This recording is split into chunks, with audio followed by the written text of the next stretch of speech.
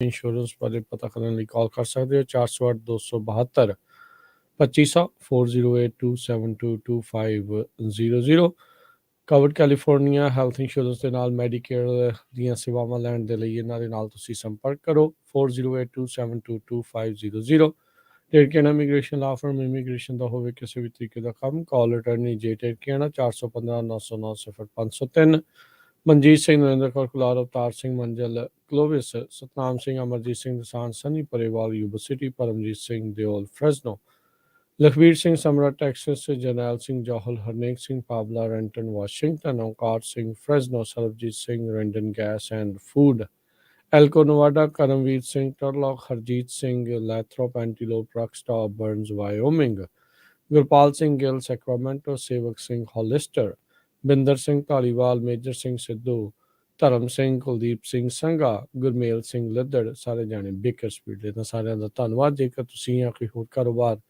ਇਸ ਪ੍ਰੋਗਰਾਮ ਨੂੰ ਸਪਾਂਸਰ ਕਰਨਾ ਚਾਹੁੰਦੇ ਹੋ ਸੰਪਰਕ ਕਰ ਸਕਦੇ ਹੋ 408 722 7698 ਦੇ ਉੱਤੇ। ਜੀ ਅੱਜ ਦੀਆਂ ਖਬਰਾਂ ਵੱਲ ਚੱਲੀਏ ਤੇ ਯੂਐਸ ਜੋ ਹਾਊਸ ਦੀ ਇਲੈਕਸ਼ਨ ਆ ਉਹਨਾਂ ਦੇ ਜੋ ਰਿਜ਼ਲਟਸ ਹੁਣ ਤੱਕ ਆਏ ਆ ਕਹਿੰਦੇ ਵੀ ਰਿਪਬਲਿਕਨਸ ਆਲਮੋਸਟ ਮੈਜੋਰਟੀ ਦੇ ਲਾਗੇ ਛਾਗੇ ਪਹੁੰਚ ਗਏ ਹੈਗੇ ਆ। ਹੁਣ ਤੱਕ 217 ਸੀਟਾਂ ਰਿਪਬਲਿਕਨਸ ਦੇ ਕੋਲ ਚਲੇ ਗਈਆਂ ਹੈਗੀਆਂ ਤੇ ਕੈਲੀਫੋਰਨੀਆ ਦੇ ਵਿੱਚੋਂ ਸੀਟਾਂ ਲੈ ਕੇ ਗਏ। ਜਿਸ ਤਰ੍ਹਾਂ ਆਪਾਂ ਤੁਹਾਨੂੰ ਦੱਸਿਆ ਸੀ ਕਿ ਕੈਲੀਫੋਰਨੀਆ ਇੱਕ ਤਰ੍ਹਾਂ ਦੇ ਨਾਲ ਡਿਸਾਈਡਿੰਗ ਫੈਕਟਰ ਹੋਊਗਾ ਕਿਹੜਾ ਬੰਦਾ ਆ ਜਾਂ ਬੀਬੀ ਆ ਉਹ ਹਾਊਸ ਸਪੀਕਰ ਬਣੂਗਾ। ਤੇ ਯੂਪੀਏ ਨੇ ਹੁਣ ਤੱਕ 217 ਸੀਟਾਂ ਲੈ ਲਈਆਂ, 218 ਚਾਹੀਦੀਆਂ। ਡੈਮੋਕ੍ਰੇਟਸ ਦੇ ਕੋਲ 205 ਆ ਤੇ ਹਜੇ ਵੀ ਬਹੁਤ ਸਾਰੀਆਂ ਜੋ ਸੀਟਸ ਹੈਗੀਆਂ ਆ ਉਹ ਬਿਲਕੁਲ ਐਜ ਦੇ ਉੱਤੇ ਆ। ਹਜੇ ਤੱਕ ਉਹਨਾਂ ਨੂੰ ਡਿਸਾਈਡ ਨਹੀਂ ਕੀਤਾ ਗਿਆ। ਕਈ ਜਗ੍ਹਾ ਦੇ ਵਿੱਚ ਤਾਂ 100 ਜਾਂ 200 ਵੋਟਾਂ ਦੇ ਫਰਕ ਦਾ ਹੀ ਜਿਹੜਾ ਆ ਮੁਕਾਬਲਾ ਉਹ ਚੱਲ ਰਿਹਾ ਹੈਗਾ ਆ। ਸੋ ਜੋ ਵੀ ਰਿਜ਼ਲਟਸ ਆਏ ਆ ਉਹਨਾਂ ਦੇ ਨਾਲ ਇਹ ਲੱਗ ਰਿਹਾ ਆ ਵੀ ਹੁਣ ਫਲਿੱਪ ਹੋ ਜੂਗੀ ਕਾਂਗਰਸ ਉਹ ਰਿਪਬਲਿਕਨ ਪਾਰਟੀ ਵੱਲ। ਜੀ ਬਿਲਕੁਲ ਸੈਨੇਟ ਦੇ ਵਿੱਚ ਮੈਜੋਰਟੀ ਜਿਹੜੀ ਆ ਉਹ ਡੈਮੋਕ੍ਰੇਟਸ ਨੇ ਰੱਖੀ ਆ। 50 ਸੀਟਾਂ ਆਲਰੇਡੀ ਉਹ ਜਿੱਤ ਚੁੱਕੇ ਆ। ਪਿਛਲੀ ਦੀ ਵੀ ਉਹਨਾਂ ਦੀਆਂ 50 ਸੀਗੀਆਂ, ਇੱਕ ਹੁਣ ਤੱਕ ਉਹਨਾਂ ਨੇ ਗੇਨ ਕੀਤੀ ਹੈ ਤੇ ਇੱਕ ਜਿਹੜੀ ਰਨ ਆਫ ਇਲੈਕਸ਼ਨ ਆ ਉਹ ਆਪਾਂ ਨੂੰ ਦੇਖਣ ਨੂੰ ਮਿਲਣੀ ਆ 6 ਦਸੰਬਰ ਨੂੰ, ਜਿੱਥੇ ਰਫੈਲ ਵਾਰਨਕ ਡੈਮੋਕ੍ਰੇਟ ਪਾਰਟੀ ਵੱਲੋਂ ਤੇ ਹਰਸ਼ਲ ਵਾਕਰ ਰਿਪਬਲਿਕਨ ਪਾਰਟੀ ਵੱਲੋਂ ਆਮੋ ਸਾਹਮਣੇ ਜਿਹੜੇ ਉੱਥੇ ਹੋਣਗੇ।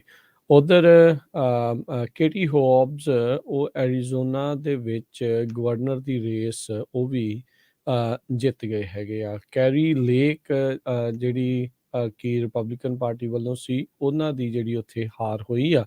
ਕੈਰੀ ਲੇਕ ਬੀਤੇ ਦਿਨਾਂ 'ਚ ਉਦੋਂ ਫੇਮਸ ਜ਼ਿਆਦਾ ਹੋਈ ਜਦੋਂ ਉਹਨਾਂ ਨੂੰ ਪੁੱਛਿਆ ਗਿਆ ਵੀ ਕੀ ਜੇ ਤੁਸੀਂ ਹਾਰ ਜਾਂਦੇ ਆ ਤੇ ਤੁਸੀਂ ਆਪਣੀ ਹਾਰ ਨੂੰ ਸਵੀਕਾਰ ਕਰੋਗੇ ਜਾਂ ਨਹੀਂ, ਤਾਂ ਉਹਨੇ ਉਦੋਂ ਉਹ ਸਿਰਫ ਇਹੀ ਜਵਾਬ ਦਿੰਦੀ ਰਹੀ ਵੀ ਨਹੀਂ, ਮੈਂ ਤਾਂ ਸਿਰਫ ਜਿੱਤਣਾ ਹੀ ਜਿੱਤਣਾ ਹੈਗਾ ਆ। ਤੇ ਇਹ ਬਹੁਤ ਸਾਰੇ ਕਈ ਥਾਵਾਂ ਦੇ ਉੱਤੇ ਹੁਣ ਖਾਸ ਕਰਕੇ ਜਿੱਥੇ ਕੈਰੀ ਲੇਕ ਹਾਰ ਰਹੀ ਆ ਉੱਥੇ ਦੁਬਾਰਾ ਇਹਨਾਂ ਲੋਕਾਂ ਨੇ ਜਿਹੜਾ ਵੋਟਰ ਫਰਾਡ ਦਾ ਜਿਹੜਾ ਉਹ ਰੌਲਾ ਆ ਫਿਰ ਇੱਕ ਵਾਰੀ ਪਿਆ ਹੈਗਾ ਆ। ਸੋ ਉਹ ਚਰਚਾ ਜਿਹੜੀ ਉਹ ਚੱਲ ਰਹੀ ਹੈ। ਐਰੀਜ਼ੋਨਾ ਤੇ ਨਵਾਡਾ ਦੇ ਉੱਤੇ ਹਰ ਇੱਕ ਦੀ ਜਿਹੜੀ ਨਜ਼ਰ ਆ ਤੇ ਲਗਾਤਾਰ ਜਿਹੜੀਆਂ ਵੋਟਸ ਪਹਿਲੋਂ ਪਹੁੰਚੀਆਂ ਬਾਅਦ ਦੇ ਵਿੱਚ ਪਹੁੰਚ ਰਹੀਆਂ ਆ ਜਿਹੜੀਆਂ ਜਿਹੜੀ ਕਾਊਂਟਿੰਗ ਆ ਉਹ ਜਾਰੀ ਹੈਗੀ ਆ। ਆਲਦੋ ਕਈ ਲੋਕ ਮੰਗ ਕਰ ਰਹੇ ਆ ਵੀ ਇਹ ਕਾਊਂਟਿੰਗ ਨੂੰ ਥੋੜ੍ਹਾ ਤੇਜ਼ ਜਿਹੜਾ ਆ ਉਹ ਹੋਣਾ ਚਾਹੀਦਾ। ਕਈ ਦਿਨਾਂ ਤੱਕ ਜਿਹੜੀ ਆ ਇਹ ਚੱਲਦੀ ਜਿਹੜੀ ਉਹ ਰਹਿੰਦੀ ਆ। ਇਹ ਉੱਦਾਂ ਨੋਰਮਲ ਪ੍ਰੋਸੈਸ ਆ ਜਿੱਦਾਂ ਜਿੱਦਾਂ ਵੋਟਸ ਆਉਂਦੀਆਂ ਆ ਕਿਉਂਕਿ ਇਹ ਇਲੈਕਟ੍ਰੋਨਿਕ ਨਹੀਂ, ਇਹ ਜਿਹੜੀਆਂ ਮੋਸਟਲੀ ਪੇਪਰ ਬੈਲਟਸ ਜਿੱਥੇ ਹੁੰਦੇ ਆ ਉੱਥੇ ਵਕਤ ਜਿਹੜਾ ਆ ਉਹ ਜ਼ਿਆਦਾ ਹੀ ਲੱਗਦਾ ਆ। ਸਭ ਨੂੰ ਬੁਸ਼ ਤੇ ਅਲ ਗੋਰ ਵਾਲੀ ਹਰਜੋਤ ਸਿੰਘ ਜੀ ਇਲੈਕਸ਼ਨ ਯਾਦ ਹੋਣੀ ਆ ਜਿਹੜੇ ਉਸ ਸਮੇਂ ਦੇ ਉੱਤੇ ਇੱਥੇ ਹੋਣੇ ਆ। ਹੈਂਗਿੰਗ ਚੈਡਸ ਤੇ ਹੋਰ ਕਿੰਨਾ ਕੁਛ ਉਦੋਂ ਫਲੋਰੀਡਾ ਦੀ ਇਲੈਕਸ਼ਨ ਦੇ ਨਤੀਜਿਆਂ ਦੇ ਉੱਤੇ ਸਾਰਾ ਕੁਛ ਜਿਹੜੀ ਉਹ ਟੇਕ ਆ ਉਹ ਟਿਕੀ ਪਈ ਰਹੀ ਸੀਗੀ। ਜੀ ਅਗਲੀ ਖਬਰ ਵੱਲ ਚਲੀਏ। ਯੂਐਨ ਦੀ ਜੋ ਨਵੀਂ ਰਿਪੋਰਟ ਆਈ ਆ ਉਹਦੇ ਮੁਤਾਬਕ 8 ਬਿਲੀਅਨ ਲੋਕ ਹੁਣ ਇਸ ਧਰਤੀ ਦੇ ਉੱਤੇ ਹੋ ਗਏ ਹੈਗੇ ਆ। ਪੂਰੀ ਦੁਨੀਆ ਦੇ ਵਿੱਚ ਲੋਕ ਲੰਮੀ ਉਮਰ ਜੀ ਰਹੇ ਆ ਤੇ ਥੋੜੇ ਬੱਚੇ ਲੋਕਾਂ ਦੇ ਕੋਲ ਹੋ ਰਹੇ ਆ। ਇਹ ਜੋ ਨਵੇਂ ਟ੍ਰੈਂਡਸ ਆਏ ਆ ਯੂਨਾਈਟਿਡ ਨੇਸ਼ਨ ਦੀ ਨਵੀਂ ਰਿਪੋਰਟ ਵਰਲਡਸ ਪਾਪੂਲੇਸ਼ਨ ਦੇ ਉੱਤੇ ਉਹਨਾਂ ਨੇ ਇਹ ਦੱਸਿਆ, ਕਹਿੰਦੇ ਵੀ ਲਾਈਫ ਐਕਸਪੈਕਟੈਂਸੀ 72.98 ਸਾਲਾਂ ਤੋਂ 2019 ਚ ਵੱਧ ਕੇ 77.2 2050 ਤੱਕ ਪਹੁੰਚ ਜਾਊਗੀ। ਸੋ ਇਸੇ ਤਰ੍ਹਾਂ 7 ਬਿਲੀਅਨ ਲੋਕ 2011 ਦੇ ਵਿੱਚ ਸੀਗੇ। ਸੋ 9 ਬਿਲੀਅਨ ਆਉਣ ਵਾਲੇ 15 ਸਾਲਾਂ 'ਚ ਪਹੁੰਚ ਜਾਣਗੇ। ਸੋ ਹੁਣ ਅੱਜ ਦੀ ਡੇਟ 'ਚ 8 ਬਿਲੀਅਨ ਲੋਕ ਹੋ ਗਏ ਹੈਗੇ ਆ। ਸੋ ਇਹ ਕਾਫੀ ਪੋਪੂਲੇਸ਼ਨ ਵੱਧ ਰਹੀ ਆ। Professor of public policy George Mason university 'ਚ ਇੱਕ ਜੈਕ ਗੋਲਡਸਟੋਨ ਆ, ਤੇ ਕਹਿੰਦੇ ਪਈ ਜੋ ਪੋਪੂਲੇਸ਼ਨ ਆ ਬੜੀ ਤੇਜ਼ੀ ਦੇ ਨਾਲ ਵੱਧ ਰਹੀ ਹੈਗੀ ਆ, ਖਾਸ ਕਰਕੇ ਚਾਈਨਾ ਤੇ ਇੰਡੀਆ ਦੇ ਵਿੱਚ ਲਾਈਫ ਐਕਸਪੈਕਟੈਂਸੀ ਸਾਰੇ ਪਾਸੇ ਕਾਫੀ ਜ਼ਿਆਦਾ ਵੱਧ ਰਹੀ ਆ। ਸੋ ਧਰਤੀ ਦੇ ਉੱਤੇ ਦੇਖੋ ਵੀ ਕਿੰਨੀ ਤੇਜ਼ੀ ਦੇ ਨਾਲ ਜਿਹੜੀ ਆ ਪੋਪੂਲੇਸ਼ਨ ਵੱਧ ਰਿਹਾ ਹੈਗਾ, ਵੱਧ ਰਹੀ ਹੈਗੀ ਆ। ਕਹਿੰਦੇ ਵੀ ਜਿੰਨੀ ਜਲਦੀ ਆਪਾਂ ਕਲੀਨ ਤੇ ਲੋ ਕਾਸਟ ਫਿਊਚਰ ਵੱਲ ਵਧਾਂਗੇ ਤੇ ਦੁਨੀਆ ਉਹ ਬੈਟਰ ਹੋਊਗੀ। ਜੀ ਹਰਜੋਤ ਸਿੰਘ ਜੀ, 15 ਸਾਲ ਜਿਹੜੇ ਆ ਉਹ ਜਿਹੜੇ ਕਹਿੰਦੇ ਵੀ ਲੱਗੇ, 15 ਸਾਲ ਕਹਿੰਦੇ ਵੀ ਹੋਰ ਮੇ ਵੀ ਸ਼ਾਇਦ ਲੱਗਣਗੇ। 9 ਬਿਲੀਅਨ 1 ਬਿਲੀਅਨ ਹੋਰ ਜਿਹੜਾ ਆ ਉਹ ਪਾਪੂਲੇਸ਼ਨ ਗਰੋਥ ਆ ਉਹ ਹੋਣ ਦੇ ਲਈ ਹੁਣ ਲਗਾਤਾਰ ਇਹ ਜਿਹੜੀ ਸਪੀਡ ਆ ਉੱਦਾਂ ਪਿਛਲਿਆਂ ਦੇ ਮੁਕਾਬਲੇ ਜਿਹੜੇ 1 ਬਿਲੀਅਨ 2 3 4 ਉਸ ਤੋਂ ਬਾਅਦ ਜਿੱਦਾਂ ਆਪਾਂ 7 ਤੋਂ 8 ਦੇ ਉੱਤੇ ਪਹੁੰਚੇ ਆ, ਤਾਂ ਇਹ ਸਿਰਫ 11 ਸਾਲਾਂ 'ਚ ਹਿੱਟ ਕੀਤਾ ਆ। ਤੇ ਹੁਣ ਜਿਹੜੇ ਅਗਲੇ 1 ਬਿਲੀਅਨ ਵਧਣ ਦੇ ਜਿਹੜੇ ਕਿਆਸ ਰਹੀਆਂ ਉਹ 15 ਸਾਲ ਜਿਹੜੀ ਉਹ ਦੱਸ ਰਹੇ ਆ। ਤੇ ਧਰਤੀ ਕਿੰਨਾ ਕੁ ਚਿਰ ਸਸਟੇਨ ਜਿਹੜਾ ਆ ਉਹ ਇਹ ਸਾਰੀਆਂ ਚੀਜ਼ਾਂ ਕਰ ਸਕੂਗੀ, ਇਹ ਇੱਕ ਜ਼ਰੂਰ ਜਿਹੜਾ ਹਰਜੋਤ ਸਿੰਘ ਜੀ ਵੱਡੀ ਜਿਹੜੀ ਗੱਲ ਰਹੇਗੀ। ਸੋ ਇਹ ਚੀਜ਼ਾਂ ਜਿਹੜੀਆਂ ਇਸ ਟਾਈਮ ਦੇਖੀਆਂ ਜਾ ਰਹੀਆਂ ਆ, ਕਿਉਂਕਿ ਜਿੱਦਾਂ ਜਿੱਦਾਂ ਪਾਪੂਲੇਸ਼ਨ ਵਧਣੀ ਆ, ਹਰ ਇੱਕ ਚੀਜ਼ ਦੀ ਡਿਮਾਂਡ, ਰਿਸੋਰਸਿਸ ਦੀ ਡਿਮਾਂਡ ਵਧਣੀ ਆ। ਇੱਧਰ ਮੁਲਕ ਜਿਹੜੇ ਆ ਉਹ ਕਹਿੰਦੇ ਆ ਵੀ ਅਸੀਂ ਕਲੀਨ ਐਨਰਜੀ ਵੱਲ ਨੂੰ ਜਾਣਾ ਆ, ਫੋਸਲ ਫਿਊਲ ਨੂੰ ਜਿਹੜਾ ਉਹ ਛੱਡਣਾ ਆ, ਹੋਰ ਪਾਸੇ ਵੱਲ ਨੂੰ ਜਾਣਾ ਆ। ਕਲਾਈਮੇਟ ਚੇਂਜ ਦੇ ਉੱਤੇ ਇਹਦਾ ਕਿੱਦਾਂ ਦਾ ਅਸਰ ਆ, ਹੋਰ ਬਹੁਤ ਸਾਰੀਆਂ ਚੀਜ਼ਾਂ ਜਿਹੜੀਆਂ ਇਸ ਦੇ ਨਾਲ ਸਿੱਧੀਆਂ ਹੀ ਜਿਹੜੀਆਂ ਉਹ ਜੁੜੀਆਂ ਨੇ। ਰੀਸੈਂਟਲੀ COP27 ਵੀ ਹੋ ਕੇ ਜਿਹੜਾ ਉਹ ਹਟਿਆ ਆ। ਸੋ 1800 ਸੰਨ ਦੇ ਵਿੱਚ ਹਰਜੋਤ ਸਿੰਘ ਜੀ 1 ਕਿ 2 ਬਿਲੀਅਨ ਪਾਪੂਲੇਸ਼ਨ ਉਦੋਂ ਤੱਕ ਜਿਹੜੀ ਉਹ ਰਹਿੰਦੀ ਸੀ। ਪਹਿਲੇ 1 ਬਿਲੀਅਨ ਤੋਂ 2 ਬਿਲੀਅਨ ਤੱਕ ਵਧਣ ਦੇ ਲਈ 123 ਸਾਲ ਲੱਗੇ, ਤੇ ਆ ਜਿਹੜਾ ਲਾਸਟ 1 ਬਿਲੀਅਨ ਵਧਿਆ ਆ ਉਹਨੂੰ ਵਧਣ ਦੇ ਲਈ ਸਿਰਫ 11 ਸਾਲ ਜਿਹੜੀ ਆ ਪਾਪੂਲੇਸ਼ਨ ਗਰੋਥ ਹੋਣ ਦੇ ਵਿੱਚ ਜਿਹੜੇ ਉਹ ਲੱਗੇ ਆ। ਤੇ ਇਹ ਜਿਹੜੀ ਉਹ ਚੀਜ਼ ਆ, ਅਨੁਮਾਨ ਜਿਹੜੇ ਉਹ ਲਾ ਰਹੇ ਆ, ਕਹਿੰਦੇ ਵੀ 10 ਬਿਲੀਅਨ ਤੱਕ ਮੈਕਸਿਮਮ ਪਾਪੂਲੇਸ਼ਨ ਜਿਹੜੀ ਆ ਲੋਕਾਂ ਦੀ ਆਬਾਦੀ ਜਿਹੜੀ ਉਹ ਜਾਊਗੀ। ਉਸ ਤੋਂ ਬਾਅਦ ਦੇ ਵਿੱਚ ਹੌਲੀ ਹੌਲੀ ਜਿਹੜੀ ਪਾਪੂਲੇਸ਼ਨ ਆ ਉਹ ਘਟਣੀ ਜਿਹੜੀ ਉਹ ਸ਼ੁਰੂ ਹੋ ਜਾਊਗੀ। ਇਹ ਐਸਟੀਮੇਟਡ ਜਿਹੜਾ ਉਹਨਾਂ ਨੇ ਜਿਹੜਾ ਉਹ ਸੋਚਿਆ ਹੈਗਾ ਆ। ਸੋ ਕਹਿੰਦੇ ਵੀ ਰੇਟ ਆਫ ਇਨਕਰੀਜ਼ ਹੁਣ ਐਕਸਪੈਕਟ ਕਰਦੇ ਆ ਵੀ ਇਹ ਉਸ ਤੋਂ ਬਾਅਦ ਦੇ ਵਿੱਚ ਫਿਰ ਸਲੋ ਜਿਹੜਾ ਉਹ ਹੋ ਜਾਊਗਾ। 1900 ਤੋਂ ਲੈ ਕੇ ਤੇ 2000 ਦੇ ਦਰਮਿਆਨ ਆਪਾਂ ਦੇਖ ਸਕਦੇ ਹਾਂ ਵੀ ਤਕਰੀਬਨ 5 ਤੋਂ 6 ਬਿਲੀਅਨ ਪਾਪੂਲੇਸ਼ਨ ਇਹਨਾਂ 100 ਸਾਲਾਂ ਦੇ ਵਿੱਚ ਇਨਕਰੀਜ਼ ਹੋਈ ਹੈਗੀ ਆ। ਜੀ, ਅਗਲੀ ਖਬਰ ਵੱਲ ਚਲੀਏ। ਆਪਾਂ ਕੱਲ ਇੱਕ ਬੜੀ ਮਾੜੀ ਖਬਰ ਸਾਂਝੀ ਕੀਤੀ ਸੀ ਕਿ ਯੂਨੀਵਰਸਿਟੀ ਆਫ ਵਰਜੀਨੀਆ ਦੇ ਵਿੱਚ ਇੱਕ ਉੱਥੇ ਦੇ ਸਟੂਡੈਂਟ ਨੇ ਆਪਣੇ ਨਾਲ ਦੇ 3 ਸਾਥੀਆਂ ਨੂੰ ਗੋਲੀਆਂ ਮਾਰ ਕੇ ਮਾਰ ਦਿੱਤਾ ਸੀ। ਅੱਜ ਇੱਕ ਹੋਰ ਬੜੀ ਮਾੜੀ ਖਬਰ ਯੂਨੀਵਰਸਿਟੀ ਆਫ ਆਈਡਾਹੋ ਤੋਂ ਆ ਰਹੀ ਹੈ, ਜਿੱਥੇ 4 ਸਟੂਡੈਂਟਸ ਦੀ ਮੌਤ ਹੋਈ ਹੈਗੀ ਆ। ਸੋ ਹੁਣ ਇਹ ਪਤਾ ਨਹੀਂ ਚੱਲ ਰਿਹਾ ਵੀ ਕਿਸ ਤਰ੍ਹਾਂ ਮੌਤ ਹੋਈ ਆ। ਕਹਿੰਦੇ ਵੀ 4 ਜਾਣਿਆਂ ਨੂੰ ਮਰੇ ਹੋਏ ਪਾਇਆ ਗਿਆ ਯੂਨੀਵਰਸਿਟੀ ਆਫ ਆਈਡਾਹੋ ਦੇ ਕੈਂਪਸ ਦੇ ਇੱਕ ਘਰ ਦੇ ਵਿੱਚ। ਯੂਨੀਵਰਸਿਟੀ ਆਫ ਆਈਡਾਹੋ 'ਚ 11,500 ਦੇ ਕਰੀਬ ਸਟੂਡੈਂਟਸ ਹੈਗੇ ਆ। ਸੋ ਕੱਲ ਸਾਰਾ ਦਿਨ ਉੱਥੇ ਯੂਨੀਵਰਸਿਟੀ 'ਚ ਕਲਾਸਿਸ ਜੋ ਆ ਉਹ ਸ਼ਟ ਡਾਊਨ ਕਰ ਦਿੱਤੀਆਂ ਗਈਆਂ। ਯੂਨੀਵਰਸਿਟੀ ਆਫ ਆਈਡਾਹੋ ਦੇ ਪ੍ਰੈਜ਼ੀਡੈਂਟ ਸਕਾਟ ਗ੍ਰੀਨ ਨੇ ਕਿਹਾ ਵੀ ਬਹੁਤ ਇਹ ਦੁਖਦਾਈ ਖਬਰ ਹੈਗੀ ਆ। ਤੇ ਵਿਕਟਮਸ ਦੇ ਵਿੱਚ ਜੇ ਦੱਸਦੇ ਜਾਈਏ, ਇੱਕ ਈਥਨ ਚੈਪਿਨ 20 ਸਾਲਾਂ ਦੇ ਕੌਨਵੇ ਵਾਸ਼ਿੰਗਟਨ ਤੋਂ ਆ। ਫਰੈਸ਼ਮੈਨ ਸੀਗਾ, ਮੇਜਰ ਰੀਕ੍ਰੀਏਸ਼ਨ ਸਪੋਰਟਸ ਤੇ ਟੂਰਿਜ਼ਮ ਮੈਨੇਜਮੈਂਟ ਦੇ ਵਿੱਚ ਕਰ ਰਿਹਾ ਸੀ। ਜ਼ਾਨਾ ਕੰਡੋਲ 20 ਸਾਲਾਂ ਦੀ ਐਵਨਡੇਲ ਐਰੀਜ਼ੋਨਾ ਤੋਂ, ਉਹ ਮਾਰਕੀਟਿੰਗ ਦੇ ਵਿੱਚ ਮੇਜਰ ਕਰ ਰਹੀ ਸੀ। ਮੈਡੀਸਨ ਮੋਗਨ 21 ਸਾਲਾਂ ਦਾ ਕੋਇਰ ਡੀ ਐਲਨ ਆਈਡਾਹੋ ਤੋਂ, ਮੋਗਨ ਸੀਨੀਅਰ ਸੀਗਾ major in marketing and member of Pi Beta Phi sorority ਦਾ ਸੀਗਾ। ਕੇਲੀ ਗੌਨਕਲੇਵਸ 21 ਸਾਲਾਂ ਦੀ ਰੈਥਡੋਨ ਆਈਡਾਹੋ ਤੋਂ, ਉਹ ਮੇਜਰ ਜਨਰਲ ਸਟੱਡੀਜ਼ ਦੇ ਵਿੱਚ ਕਰ ਰਹੀ ਸੀ। ਸੋ ਹੁਣ ਇਨਵੈਸਟੀਗੇਸ਼ਨ ਚੱਲ ਰਹੀ ਹੈਗੀ ਆ ਵੀ ਜਦੋਂ ਕਹਿੰਦੇ ਪੁਲਿਸ ਉੱਥੇ ਪਹੁੰਚੀ ਤੇ ਮਾਸਕੋ ਇਹ ਟਾਊਨ ਦਾ ਨਾਂ ਆ, ਉੱਥੇ ਦੇ ਪੁਲਿਸ ਕੈਪਟਨ ਟੋਨੀ ਡੈਲਿੰਗਰ ਨੇ ਦੱਸਿਆ ਤੇ ਵੀ ਇੱਦਾਂ ਲੱਗਿਆ ਵੀ ਜਾਂ ਤਾਂ ਹੋਮੋਸਾਈਡ ਜਾਂ ਮਰਡਰ ਹੋਇਆ ਆ। ਸੋ ਦੋਨੋਂ ਸਿਨੋਨਿਮਸ ਹੈਗੇ ਆ। ਇਹ ਹਜੇ ਡਿਸਾਈਡ ਨਹੀਂ ਹੋ ਸਕਿਆ ਵੀ ਕਿਸ ਤਰ੍ਹਾਂ ਉਹਨਾਂ ਦੀਆਂ ਜਿਹੜੀਆਂ ਮੌਤਾਂ ਹੋਈਆਂ ਹੈਗੀਆਂ। ਇਹਦੇ ਸੰਬੰਧ ਦੇ ਵਿੱਚ ਪੁਲਿਸ ਸਾਰਾ ਇਨਫੋਰਮੇਸ਼ਨ ਇਕੱਠੀ ਕਰ ਰਹੀ ਆ। ਉਹਨਾਂ ਦੇ ਫੈਲੋ ਸਟੂਡੈਂਟਸ ਨੂੰ, ਫਰੈਂਡਸ ਨੂੰ, ਕਮਿਊਨਿਟੀ ਨੂੰ ਪੁੱਛ ਰਹੀ ਆ ਜੇ ਉਹਨਾਂ ਦੇ ਕੋਲ ਕਿਸੇ ਤਰ੍ਹਾਂ ਦੀ ਇਨਫੋਰਮੇਸ਼ਨ ਹੋਵੇ। ਜੀ, ਆਪਾਂ ਕੱਲ੍ਹ ਵੀ ਸ਼ਾਮੀ ਜਿਹੜੇ ਦੱਸ ਰਹੇ ਸੀਗੇ ਵੀ ਕਿੱਦਾਂ ਇਹ 4 ਜਣਿਆਂ ਦੀ ਜਿਹੜੀ ਸ਼ਨਾਖਤ ਆ ਉਹ ਉਹਨਾਂ ਨੇ ਕਰ ਦਿੱਤੀ ਹੈਗੀ ਆ। ਇਹ ਬੜੀਆਂ ਮੰਦਭਾਗੀਆਂ ਘਟਨਾਵਾਂ ਬਾਰ-ਬਾਰ ਆਪਾਂ ਨੂੰ ਹਰਜੋਤ ਸਿੰਘ ਜੀ ਸਕੂਲਾਂ ਦੇ ਸੰਬੰਧ ਦੇ ਵਿੱਚ ਜਿਹੜੀਆਂ ਉਹ ਮਿਲ ਰਹੀਆਂ ਨੇ। ਤੇ ਅਗਲੀਆਂ ਜਿਹੜੀਆਂ ਹਰਜੋਤ ਸਿੰਘ ਜੀ ਖਬਰਾਂ ਉਸ ਦੇ ਵੱਲ ਵੱਧਦੇ ਜਾਈਏ ਤਾਂ ਜਿਹੜੇ ਸੈਨੇਟ ਦੇ ਜਿਹੜੇ ਇਸ ਟਾਈਮ ਟਾਪ ਦੇ ਡੈਮੋਕ੍ਰੇਟ ਆ ਸ਼ੂਮਰ, ਉਹਨਾਂ ਨੇ ਜਿਹੜਾ ਜੀਓਪੀ ਨੂੰ ਇਹ ਹੁਣ ਅਪੀਲ ਕੀਤੀ ਆ, ਕਹਿੰਦੇ ਵੀ ਬਾਈ ਪਾਰਟੀਜ਼ਨ ਇਨੀਸ਼ੀਏਟਿਵਸ ਦੇ ਵੱਲ ਨੂੰ ਤੁਹਾਡੀ ਪਾਰਟੀ ਨੂੰ ਵਧਣਾ ਜਿਹੜਾ ਉਹ ਚਾਹੀਦਾ ਆ। ਤੇ ਪਰ ਕਹਿੰਦੇ ਵੀ ਰਿਪਬਲਿਕਨਸ ਦਾ ਇਸ ਟਾਈਮ ਕੋਈ ਮੂਡ ਨਹੀਂ ਹੈਗਾ, ਕਿਉਂਕਿ ਉਹਨਾਂ ਦੀ ਸੈਨੇਟ ਦੇ ਵਿੱਚ ਇੱਕ ਹਿਸਾਬ ਦੇ ਨਾਲ ਜਿਹੜਾ ਸੋਚਦੇ ਸੀਗੇ ਵੀ ਉਸ ਤੇ ਕੰਟਰੋਲ ਵੀ ਉੱਥੇ ਵੀ ਲੈ ਜਾਣਗੇ, ਉਹਦੇ ਵਿੱਚ ਉਹਨਾਂ ਦੀ ਨਾਕਾਮਯਾਬੀ ਰਹੀ ਆ। ਬੀਤੇ ਦਿਨਾਂ 'ਚ ਜੋ ਬਾਈਡਨ ਹੁਣਾਂ ਨੇ ਇਹ ਵੀ ਬਿਆਨ ਜਿਹੜਾ ਦਿੱਤਾ ਸੀ ਇਲੈਕਸ਼ਨਾਂ ਦੇ ਨਤੀਜਿਆਂ ਤੋਂ ਬਾਅਦ 'ਚ ਵੀ ਅਮਰੀਕਨ ਪਾਪੂਲੇਸ਼ਨ, ਅਮਰੀਕਨ ਲੋਕ ਜਿਹੜੇ ਉਹ ਚਾਹੁੰਦੇ ਆ ਵੀ ਜਿਹੜੇ ਰਿਪਬਲਿਕਨਸ ਆ ਉਹ ਡੈਮੋਕ੍ਰੇਟਸ ਦੇ ਨਾਲ ਮਿਲ ਕੇ ਜਿਹੜਾ ਉਹ ਕੰਮ ਕਰਨ। ਕਹਿੰਦੇ ਵੀ ਇਹ ਨਤੀਜੇ ਉਹੀ ਚੀਜ਼ ਨੂੰ ਜਿਹੜਾ ਉਹ ਦਰਸਾ ਰਹੇ ਨੇ। ਤੇ ਕਹਿੰਦੇ ਵੀ ਮੈਂ ਆਪਣੇ ਸਾਥੀਆਂ ਨੂੰ ਇਹੀ ਬੇਨਤੀ ਕਰਦਾ ਵੀ ਮਿਲ ਜੁਲ ਕੇ ਜਿਹੜਾ ਉਹ ਕੰਮ ਕਰਨਾ ਚਾਹੀਦਾ ਆ।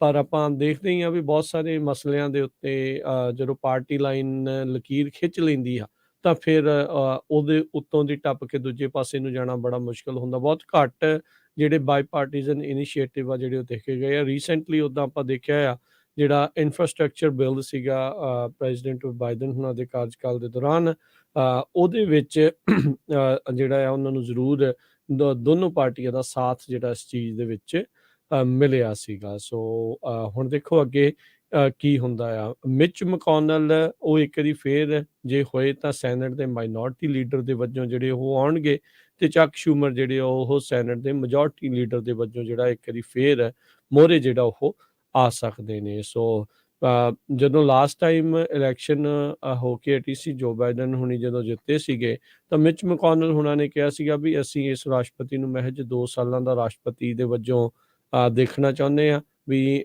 ਮਿਡ ਟਰਮ ਇਲੈਕਸ਼ਨਸ ਦੇ ਵਿੱਚ ਅਸੀਂ ਦੋਨੋਂ ਪਾਸੇ ਹੀ ਜਿਹੜੀ ਜਿੱਤ ਆ ਉਹ ਪ੍ਰਾਪਤ ਜਿਹੜੀ ਉਹ ਕਰਾਂਗੇ।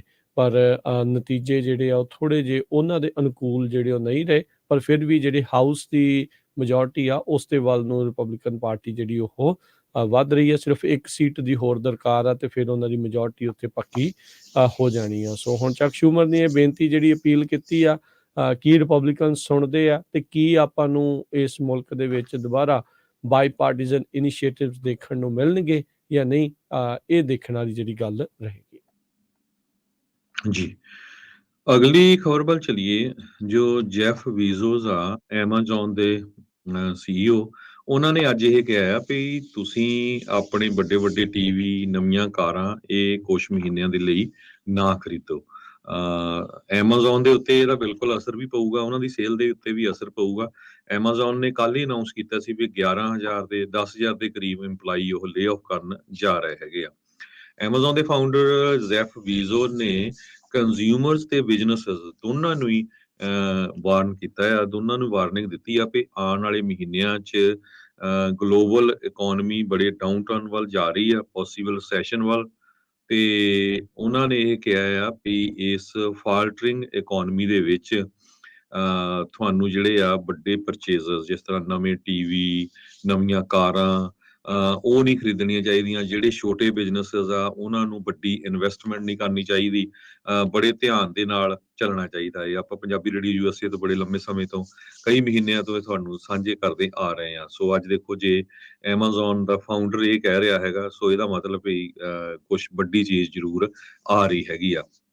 ਐਮਾਜ਼ੋਨ ਨੇ 10,000 ਵਰਕਰਸ ਵੀ ਇਸੇ ਚੱਕਰ ਦੇ ਵਿੱਚ ਲੇ ਆਫ ਕੀਤੇ ਹੈਗੇ ਆ, ਕਿਉਂਕਿ ਉਹਨਾਂ ਨੂੰ ਪੱਕਾ ਲੱਗ ਰਿਹਾ ਹੈ ਵੀ ਆਉਣ ਵਾਲੇ ਮਹੀਨੇ ਬੜੇ ਮਾੜੇ ਹੋਣਗੇ। ਵਾਲਮਾਰਟ ਤੋਂ ਬਾਅਦ ਇਹਨਾਂ ਦੇ ਕੋਲ ਸਭ ਤੋਂ ਜ਼ਿਆਦਾ ਐਮਾਜ਼ੋਨ ਦੇ ਕੋਲ EMPLOYEE ਹੈਗੇ ਆ। ਐਮਾਜ਼ੋਨ ਨੇ ਵੀ ਕਿਹਾ ਅਕਤੂਬਰ ਮਹੀਨੇ ਦੇ ਵਿੱਚ ਉਹਨਾਂ ਦੀਆਂ ਜਿਹੜੀਆਂ ਸੇਲਸ ਆ ਪਿਛਲੇ ਸਾਲ ਨਾਲੋਂ ਕਾਫੀ ਡਾਊਨ ਗਈਆਂ ਆ। ਵਾਲ ਸਟਰੀਟ ਦੀ ਐਕਸਪੈਕਟੇਸ਼ਨ ਨਾਲੋਂ ਥੱਲੇ ਗਈਆਂ। 40% ਦੇ ਕਰੀਬ ਐਮਾਜ਼ੋਨ ਦਾ ਜੋ ਸਟਾਕ ਆ ਉਹ ਡਾਊਨ ਚਲਾ ਗਿਆ ਹੈਗਾ ਆ। ਤੇ ਕਹਿੰਦੇ ਵੀ ਜੇ ਕੰਡੀਸ਼ਨ ਜ਼ਿਆਦਾ ਵਰਸ ਹੁੰਦੀਆਂ ਆ ਤੇ ਉਹਦਾ ਇੱਕੋ ਇੱਕ ਤਰੀਕਾ ਹੈ ਉਸ ਤੋਂ ਬਚਣ ਦੇ ਲਈ ਤੁਹਾਡੇ ਕੋਲ ਕੈਸ਼ ਹੋਣਾ ਚਾਹੀਦਾ ਆ, ਤੁਹਾਡੇ ਘਰ ਦੇ ਵਿੱਚ ਪਿਆ ਹੋਣਾ ਚਾਹੀਦਾ ਤਾਂ ਕਿ ਤੁਸੀਂ ਸਰਵਾਈਵ ਕਰ ਸਕੋ। ਪਿਛਲੇ ਮਹੀਨੇ ਵੀ ਜੈਫ ਬੀਜ਼ੋਸ ਨੇ ਟਵੀਟ ਕੀਤਾ ਸੀ ਵੀ ਜੋ ਬਿਜ਼ਨਸ ਓਨਰਸ ਆ ਉਹ ਵੀ ਕੰਜ਼ਿਊਮਰ ਆਂਗੇ ਹੁੰਦੇ ਹੈਗੇ ਆ, ਉਹਨਾਂ ਨੂੰ ਵੀ ਆਲਾ ਦੁਆਲਾ ਆਪਣਾ ਦੇਖਣਾ ਚਾਹੀਦਾ ਵੀ ਕੀ ਕੁਝ ਵਾਪਰ ਰਿਹਾ ਹੈ ਤੇ ਧੜ ਜਿਹੜੇ ਆ ਪੈਸੇ ਨਹੀਂ ਸਪੈਂਡ ਕਰਨੇ ਚਾਹੀਦੇ। ਇਸੇ ਚੱਕਰ 'ਚ ਉਹਨਾਂ ਨੇ ਆਪਣੇ ਜੋ EMPLOYEES ਆ ਉਹਨਾਂ ਨੂੰ ਲੇ ਆਫ ਕੀਤਾ ਹੈਗਾ। US ਇਕਨੋਮੀ ਟੈਕਨੀਕਲੀ ਹਜੇ ਰਿਸੈਸ਼ਨ ਦੇ ਵਿੱਚ ਨਹੀਂ, ਪਰ 75% ਵੋਟਰਸ ਨੇ ਪਿਛਲੇ ਦਿਨਾਂ ਦੇ ਵਿੱਚ CNN ਨੇ ਇੱਕ ਪੋਲ ਕੀਤਾ ਸੀ, ਉਹਦੇ ਵਿੱਚ ਇਹ ਦੱਸਿਆ ਵੀ ਸਾਨੂੰ ਲੱਗਦਾ ਆ ਵੀ ਅਸੀਂ ਆਲਰੇਡੀ ਰਿਸੈਸ਼ਨ ਦੇ ਵਿੱਚ ਹੈਗੇ ਆ। ਇਸੇ ਤਰ੍ਹਾਂ ਐਮਾਜ਼ੋਨ ਨੇ ਜਿਸ ਤਰ੍ਹਾਂ ਕੱਟ ਕੀਤਾ ਆ, ਟੈਸਲਾ, ਟਵਿੱਟਰ, ਹੋਰ ਕਈ ਕੰਪਨੀਆਂ ਆਪਾਂ ਪਿਛਲੇ ਦਿਨਾਂ 'ਚ ਤੁਹਾਨੂੰ ਲਿਫਟ, ਊਬਰ ਦੱਸੀਆਂ ਸੀ ਵੀ ਕਿਸ ਤਰ੍ਹਾਂ ਉਹ ਆਪਣੇ EMPLOYEES ਨੂੰ ਕੱਟ ਕਰਨ ਜਾ ਰਹੀਆਂ ਤਾਂ ਕਿ ਇਸ ਰਿਸੈਸ਼ਨ ਤੋਂ ਬਚਿਆ ਜਾ ਸਕੇ। ਜੀ ਬਿਲਕੁਲ, ਬਜਟ ਕੱਟਸ ਜਿਹੜੇ ਉਹ ਪੂਰੀ ਤਰ੍ਹਾਂ ਜਿਹੜੇ ਉਹ ਚੱਲ ਰਹੇ ਆ ਹਰਜੋਤ ਸਿੰਘ ਜੀ। ਹਾਇਰਿੰਗ ਦੇ ਉੱਤੇ ਜਿਹੜੀ ਫਰੀਜ਼ ਆ ਉਹ ਉਹਨਾਂ ਨੇ ਲਗਾ ਦਿੱਤੀ ਆ, ਤੇ ਜਦੋਂ ਉਸ ਤੋਂ ਨੈਕਸਟ ਸਟੈਪ ਜਿਹੜਾ ਫਾਇਰਿੰਗ ਦਾ ਹੁੰਦਾ ਹੈ ਤੇ ਉਹ ਵੀ ਆਪਾਂ ਦੇਖ ਰਹੇ ਹਾਂ ਵੀ ਬਹੁਤ ਸਾਰੇ ਥਾਵਾਂ ਦੇ ਉੱਤੇ ਜਿਹੜਾ ਇਸ ਟਾਈਮ ਚੱਲ ਰਿਹਾ ਹੈਗਾ ਆ। ਸੋ ਇਹ ਜਿਹੜੀ ਸਥਿਤੀ ਆ ਇਸ ਪਾਸੇ ਵੱਲ ਨੂੰ। ਐਮਾਜ਼ੋਨ ਦਾ ਜਿਹੜਾ ਜੈਫ ਬੈਜ਼ੋਸ ਆ ਕੱਲ ਪਰਸੋਂ ਵੀ ਬੜਾ ਚਰਚਾ ਦੇ ਵਿੱਚ ਰਿਹਾ। ਇੱਕ ਇੰਟਰਵਿਊ ਦੇ ਦੌਰਾਨ ਉਹਨੂੰ ਪੁੱਛ ਰਹੇ ਸੀ ਫਿਲੈਂਥਰੋਪੀ ਦੇ ਬਾਰੇ, ਜਾਂ ਕਹਿੰਦੇ ਵੀ 126-27 ਬਿਲੀਅਨ ਡਾਲਰ ਦਾ ਉਹ ਮਾਲਕ ਆ, ਵੀ ਤੂੰ ਇਸ ਮਨੀ ਦਾ ਜਿਹੜਾ ਉਹ ਕੀ ਕਰਨਾ ਆ। ਉਹਨੇ ਕਿਹਾ ਸੀਗਾ ਵੀ ਮੈਂ ਜਿਉਂਦੇ ਜੀ ਕੋਸ਼ਿਸ਼ ਮੇਰੀ ਆ ਵੀ ਇਹ ਸਾਰੇ ਦਾ ਸਾਰਾ ਜਿਹੜਾ ਉਹ ਦਾਨ ਕਰਕੇ ਜਿਹੜਾ ਉਹ ਜਾਣਾ ਚਾਹੁੰਦਾ ਆ।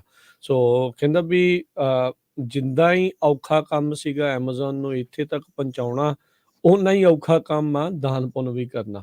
ਵੀ ਫਿਲੈਂਥਰੋਪੀ ਕਰਨੀ ਵੀ ਬੜੀ ਔਖੀ ਆ, ਬੜਾ ਟਫ ਜੋਬ ਆ। ਵੀ ਤੁਸੀਂ ਕਿਹਨੂੰ ਮਨੀ ਜਿਹੜੀ ਉਹ ਦੇਣਾ ਚਾਹੁੰਦੇ ਆ, ਕਿੱਥੇ ਇਸਦਾ ਇੰਪੈਕਟ ਆ, ਕਿੱਦਾਂ ਬੈਟਰ ਇੰਪੈਕਟ ਜਿਹੜਾ ਉਹ ਹੋਵੇ, ਇਹ ਜਿਹੜੀ ਦੇਖਣ ਵਾਲੀ ਗੱਲ ਜਿਹੜੀ ਉਹ ਰਹੂਗੀ। ਸੋ ਐਮਾਜ਼ੋਨ ਦਾ ਹੋ ਸਕਦਾ ਵੀ ਉਸਦਾ ਚੇਂਜ ਆਫ ਹਾਰਟ ਜਿਹੜਾ ਉਹ ਹੋ ਰਿਹਾ ਹੋਵੇ ਰੀਸੈਂਟਲੀ, ਜਿਹੜਾ ਇਹ ਕਹਿ ਰਿਹਾ ਵੀ ਆ ਵੀ ਨਾ ਖਰੀਦੋ, ਉਹ ਵੀ ਨਾ ਖਰੀਦੋ, ਕੋਈ ਨਹੀਂ, ਸਾਡੇ ਜਿਹੜਾ ਫਰਕ ਤਾਂ ਜਿਹੜਾ ਉਹ ਪਊਗਾ। ਪਰ ਚਲੋ ਇੱਕ ਚੀਜ਼ ਤਾਂ ਇਸ ਚੀਜ਼ ਦੇ ਵਿੱਚ ਚੰਗੀ ਸਲਾਹ ਜਿਹੜੀ ਇਸ 'ਚ ਜ਼ਰੂਰ ਆ ਵੀ ਜੇ ਲੋੜ ਨਹੀਂ ਆ ਤਾਂ ਫਿਰ ਭਾਈ ਤੁਹਾਨੂੰ ਜਿਹੜਾ ਉਹ ਨਹੀਂ ਖਰੀਦਣ ਦੀ ਜ਼ਰੂਰਤ।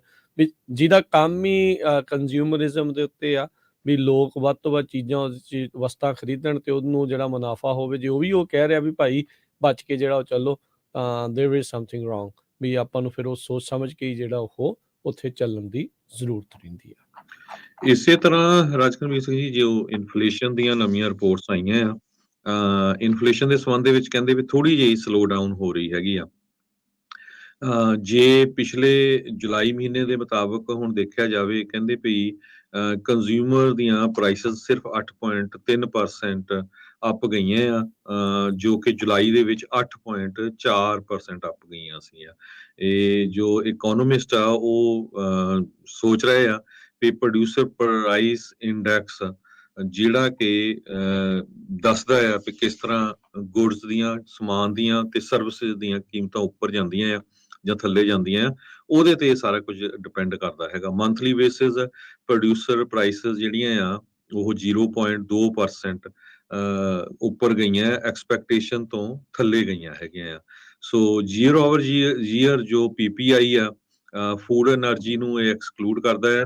ਪਰ ਇਹਦੇ ਸੰਬੰਧ ਦੇ ਵਿੱਚ ਪ੍ਰੈਜ਼ੀਡੈਂਟ ਜੋ ਬਾਈਡਨ ਹੋਣਾ ਨੇ ਕਿਹਾ ਵੀ ਜੋ ਅਕਤੂਬਰ ਮਹੀਨੇ ਦੀ PPI ਰਿਪੋਰਟ ਆਈ ਆ, ਇਹ ਗੁੱਡ ਨਿਊਜ਼ ਹੈਗੀ ਸਾਡੇ ਇਕਨੋਮੀ ਦੇ ਲਈ, ਤੇ ਇਹ ਇੰਡੀਕੇਸ਼ਨ ਆ ਵੀ ਇਨਫਲੇਸ਼ਨ ਜੋ ਆ ਉਹ ਹੁਣ ਘਟਣੀ ਸ਼ੁਰੂ ਹੋ ਗਈ ਹੈਗੀ ਆ। ਇਸ ਸਾਲ ਫੈਡਰਲ ਰਿਜ਼ਰਵ ਬੋਰਡ ਨੇ 5 ਵਾਰ ਇੰਟਰਸਟ ਰੇਟ ਉੱਪਰ ਕੀਤੇ ਆ ਤੇ 75 ਬੇਸਿਸ ਪੁਆਇੰਟ 3 ਵਾਰੀ ਜਿਹੜੇ ਕੀਤੇ ਸੀ। ਤੇ ਰੀਅਲ ਸਟੇਟ ਮਾਰਕੀਟ ਬਿਲਕੁਲ ਸਲੋ ਆ। ਮੌਰਗੇਜ ਦੇ ਰੇਟ ਹਾਈ ਆ, ਉਹਦਾ ਕਾਰਨ ਹਾਈ ਦਾ ਇਹੀ ਆ ਵੀ ਲੋਕ ਮੌਰਗੇਜ ਖਰੀਦ ਨਹੀਂ ਰਹੇ, ਘਰ ਨਹੀਂ ਖਰੀਦ ਰਹੇ, ਲੋਨ ਨਹੀਂ ਲੈ ਰਹੇ, ਇਸ ਕਰਕੇ ਵੀ ਇੰਟਰਸਟ ਰੇਟ ਜੋ ਹਾਈ ਹੈਗੇ ਆ।